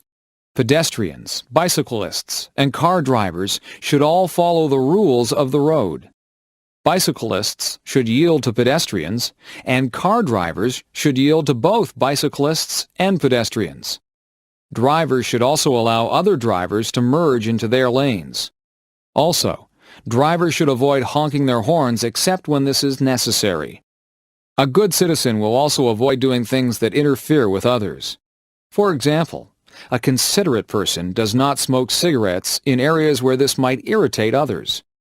Also, a polite person avoids playing music so loudly that other people will be annoyed. And, of course, a good citizen avoids littering or making a mess. Other ways of being a good citizen involve greater effort. Some people serve their community by doing volunteer work of some kind. Other people help by donating money to a charity. Another way to serve the community is to donate blood. Blood donors are needed so that there will be enough blood available to help people who are sick or injured. Being a good citizen is very helpful for the community and it also gives a feeling of satisfaction and pride. Visiting the doctor. When people feel sick, they go to a doctor. But sometimes people visit the doctor even when they are not sick. Doctors can perform a medical checkup to find out if a person is healthy. By performing this physical examination, the doctor can identify any health problems that might be developing. During a checkup, the doctor examines your eyes, ears, and throat. The doctor uses a small flashlight to examine the eyes, ears, and throat. It is important to make sure that the eyes react normally to changes in light. It is also important to make sure that the ears and throat have a normal appearance. When the doctor examines your throat, he or she will ask you to open your mouth wide and say, "Ah." The doctor uses a stethoscope to examine the patient's heartbeat. The stethoscope hangs around the doctor's neck. By using a stethoscope, a doctor can hear the patient's heartbeat very clearly. While checking the patient's heart, the doctor also listens carefully to make sure that the patient's breathing is normal. The doctor also checks the patient's blood pressure. Blood pressure is measured by placing a cuff around the arm. Air is then pumped into the cuff, and this allows blood pressure to be measured. Having very high blood pressure or very low blood pressure is not good for one's health. It is better to be in between. Another part of the examination is a test of the reflexes. The doctor tests the patient's reflexes by gently hitting his or her knee with a small hammer. If a person has normal reflexes, the leg will extend suddenly. Sometimes a doctor may give injections using a needle as an extra part of the checkup. These injections, called vaccinations, prevent the patient from developing certain illnesses. Medical checkups can help to maintain health, but people should also maintain their health by leading a healthy lifestyle. A small town. I grew up in a small town. There were only about 2,000 people who lived in the town where I grew up. When a town is very small, it is also called a village. My village was surrounded by many farms and many lakes. The house where my family lived was near the middle of the town. On the streets where we lived, most of the houses were similar in size, but many of them had different shapes and different colors. Each house was surrounded by a yard, where people grew their lawn and their garden. Often, I would walk from my house to the downtown part of the village. Downtown is the area where the stores and shops of a town are located. Because I lived in a small town, it was a short walk to the downtown area. Along the main street, there are several different kinds of stores. Some stores sold food, some stores sold clothing, and some stores sold hardware or building supplies. It was also a short walk to the schools in my town. When I went to elementary school, it would take about 10 minutes to walk to the school. Some of my friends lived on the same street where I lived. Sometimes we walked to school together. During the summer months, many people came from the big city to visit our village. The people liked to get away from the busy streets of the city. They enjoyed the quietness and the slow pace of village life. They also liked to spend their vacations near the lakes that were near the village. People from the city often said that people who live in villages seemed very friendly. When I grew up, I left my village and I went to work in a larger town. But sometimes I like to go back and visit the place where I grew up. Personal computers. During the 1980s and 1990s, personal computers became very widespread. The use of the computer has changed people's lifestyles in several ways. Before 1980, hardly anyone owned a computer. Only governments and large companies had computers. But throughout the 1980s and 1990s, computers became much cheaper, faster, and smaller, and they held much more memory. More and more people were able to afford to buy a computer. By the year 2000, computers had become very common. For many people, the personal computer is used mainly for performing calculations and for word processing. For example, people can calculate their finances on the computer. They can also use the computer to type their written documents, such as essays or letters. Many people enjoy playing games on their computers. Some people like to play chess or checkers on their computer. Other people prefer games that require fast reflexes and fine coordination. Computer games were very simple during the early days of the 1980s. Today's computer games show detailed images and sounds. Another very popular use of computers involves communication. Many people keep in touch with their friends and relatives by using electronic mail or email. Email allows people to send letters instantly to people far away. It is even possible to attach pictures to one's email messages. Many people also like to use their computer to gain information on the Internet. The Internet is a vast network of electronic pages where people can find information on many different topics. For example, people can read newspapers and magazines on the Internet. Personal computers have only existed for a short time, but for many people, those computers have quickly become a very useful part of everyday life. Methods of transportation. In the modern age, people often travel long distances. Sometimes people travel for reasons related to their work. Sometimes they travel as tourists. And sometimes people travel to visit relatives and friends. There are many different ways that people can travel. Some forms of transportation move people along the ground.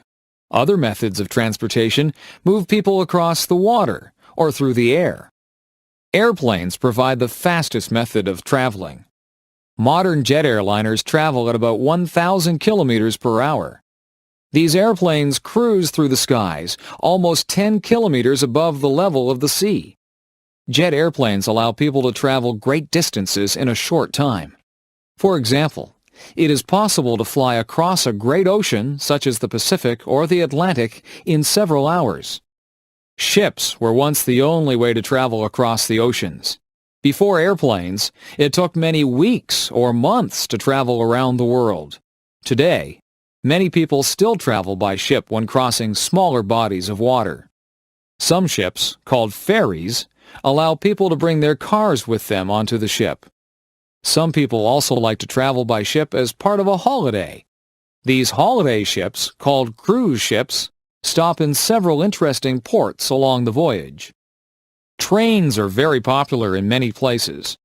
In some places, such as Japan and France, trains travel at high speeds of about 300 kilometers per hour. These trains move people throughout the country very quickly and efficiently. Trains are also used to move people over short distances, such as the trip from one's home to one's workplace. Buses and cars are also widely used for transportation. Some people travel by bus or car for only short trips, but sometimes buses and cars are used for very long journeys. In North America, many people have driven across Canada or the United States in their cars. The wide, smooth roads allow cars and buses to travel quickly from one place to another. There are many different methods of transportation. Which one do you think is the best? A life experience. My friend Lanny and I went to Burger King yesterday. We ordered a big order of French fries and a couple of drinks. Lanny got a strawberry milkshake. I picked out a table near the window so we could look at the people passing by.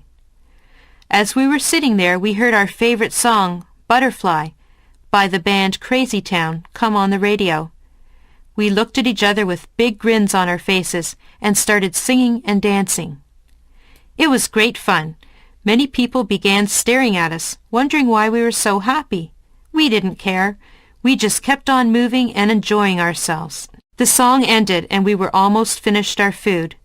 We sat and talked about what was happening in our lives. She had just bought 4 new t-shirts for the summer. The new sandals she had gotten for her birthday had given her really bad blisters on the sides of her feet.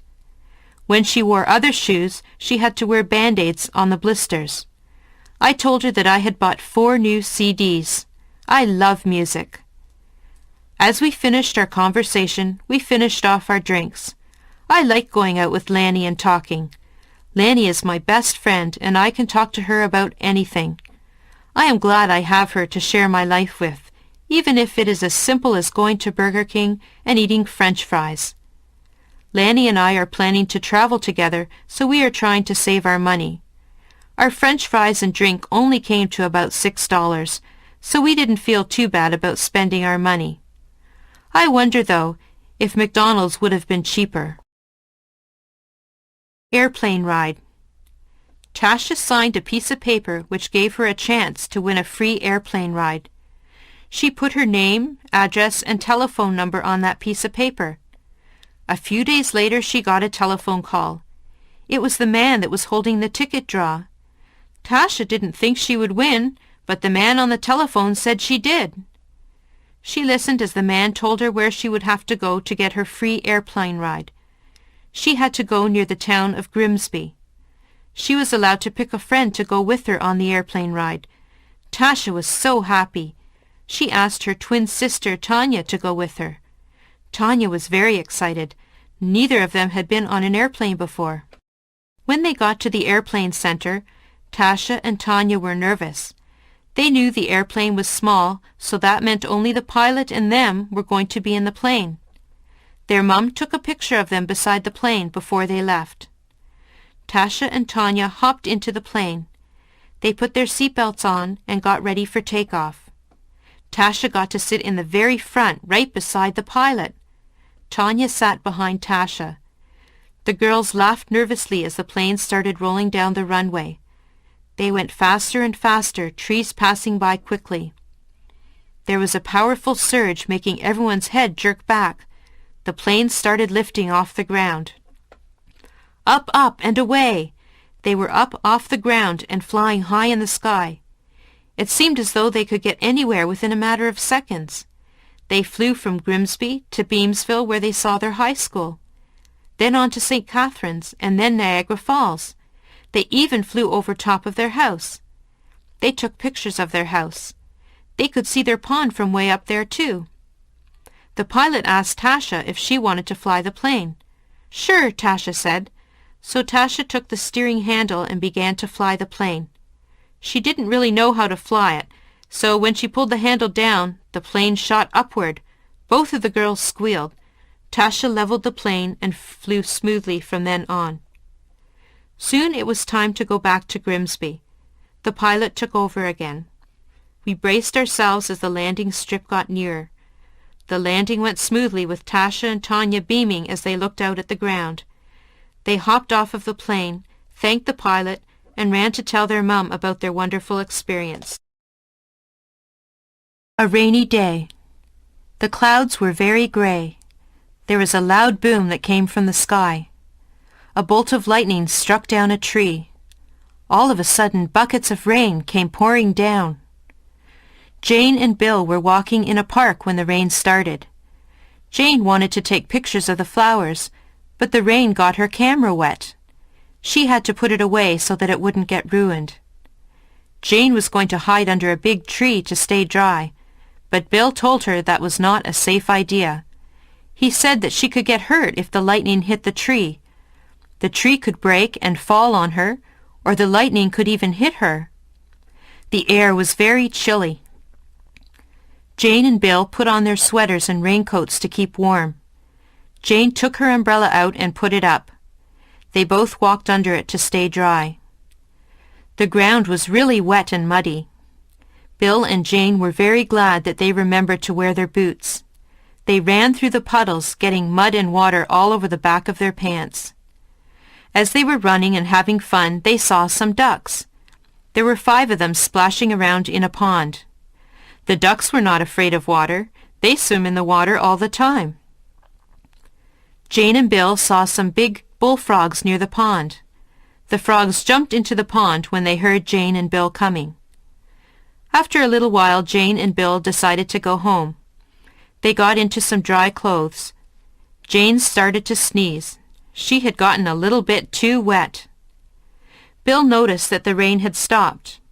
"Look outside, Jane," he said. Jane wrapped a blanket around her shoulders and looked outside. There was a beautiful bright rainbow across the sky. Violet, blue, green, yellow, orange, and red.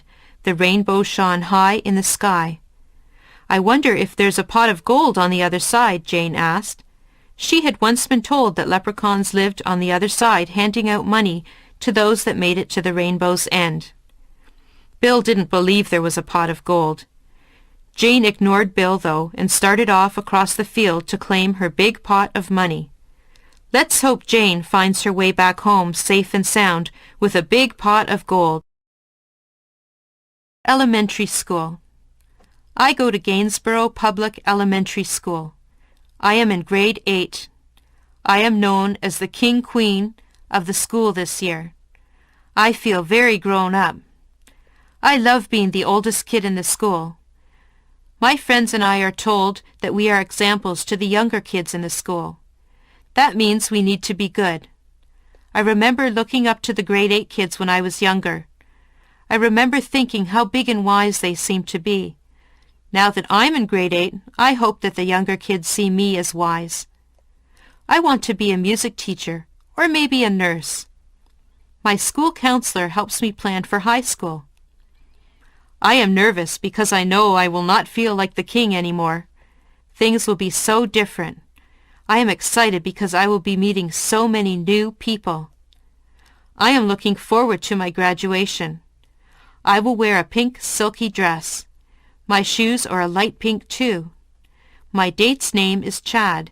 He is very nice. He is a good friend. I have known Chad since I was a little girl. I know that my future will be a bright one. I will miss all of my friends, but I know we will see each other again someday. The middle child. I am the middle child of the family. I think it is nice in some ways. I have an older sister from whom I can borrow clothes from if she lets me. I get to meet my older sister's friends, although sometimes they think that I am too young to be with them. I have a younger brother. He is cute, but sometimes I have to babysit him. There are good things and bad things about being the middle child. My sister is the eldest child. She was the first child, so she spent time alone with my parents. She got lots of attention when she was first born. They took lots and lots of pictures of her. All her clothes and toys were brand new. I got her hand-me-downs. My parents were the strictest with her. They had lots of rules for her to follow. She is the first child, so they want her to be perfect. My younger brother is the baby of the family. I think that we all spoil him. We let him get away with some things that he shouldn't get away with. His room is always messy, and my mother never gets mad about that. She gets upset with me if my room is messy. She tells me that I'm old enough to keep a nice, clean room. It's no good thinking about which position you would like to hold in the family. You really don't have a choice about that. I think I like being the middle child. I can relate to my older sister and my younger brother. Yes, I think the middle is probably a good place to be. Advice to a student from a foreign country. My advice to a student from a foreign country would be to talk, talk, talk. Talk as much as you can to the people who live in the place that you are visiting. Talk to them and practice your new language skills. Learn all the funny sayings and different words that make up their language. Talking is the only way to really learn a language. Listen to people and talk to people. If you talk to people, you will also learn about their culture. I have a friend from Japan. His name is Nori. He often comes to see me just so that he can practice his English. He gets confused about words that sound the same but mean different things. He was asking me about the words see and see. I explained to him that they do sound the same, but they are spelled differently, and they mean different things. Nori is learning some of our funny sayings from different people. One morning, I asked him how he was, and he said, "Alive and kicking."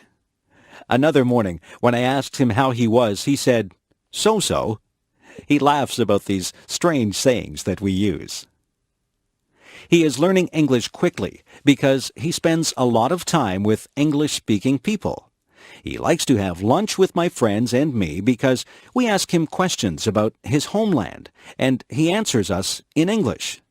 If he doesn't understand our questions, we spend time explaining what we mean to him. He says that he enjoys being here. He thinks that the people are very friendly. We enjoy speaking to him and helping him to learn English. We also enjoy learning about his country. It is enjoyable for us to meet new people and learn about new things. A ghost.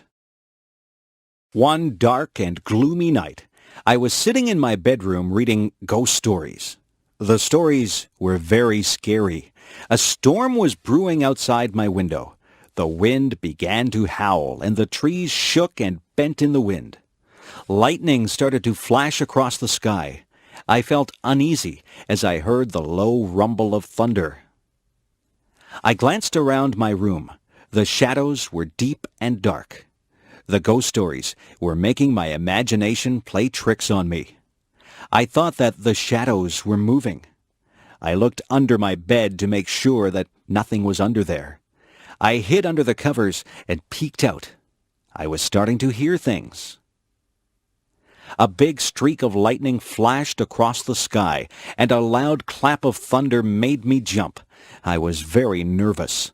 All of a sudden, I heard a noise. It was coming from my closet. I thought that it must be a ghost. I looked out from under my covers and waited for the ghost to appear. My face was white, and I was very, very scared. Then I heard the noise again. Yes, there was definitely a rustling in my closet. I stayed very still and did not make a sound.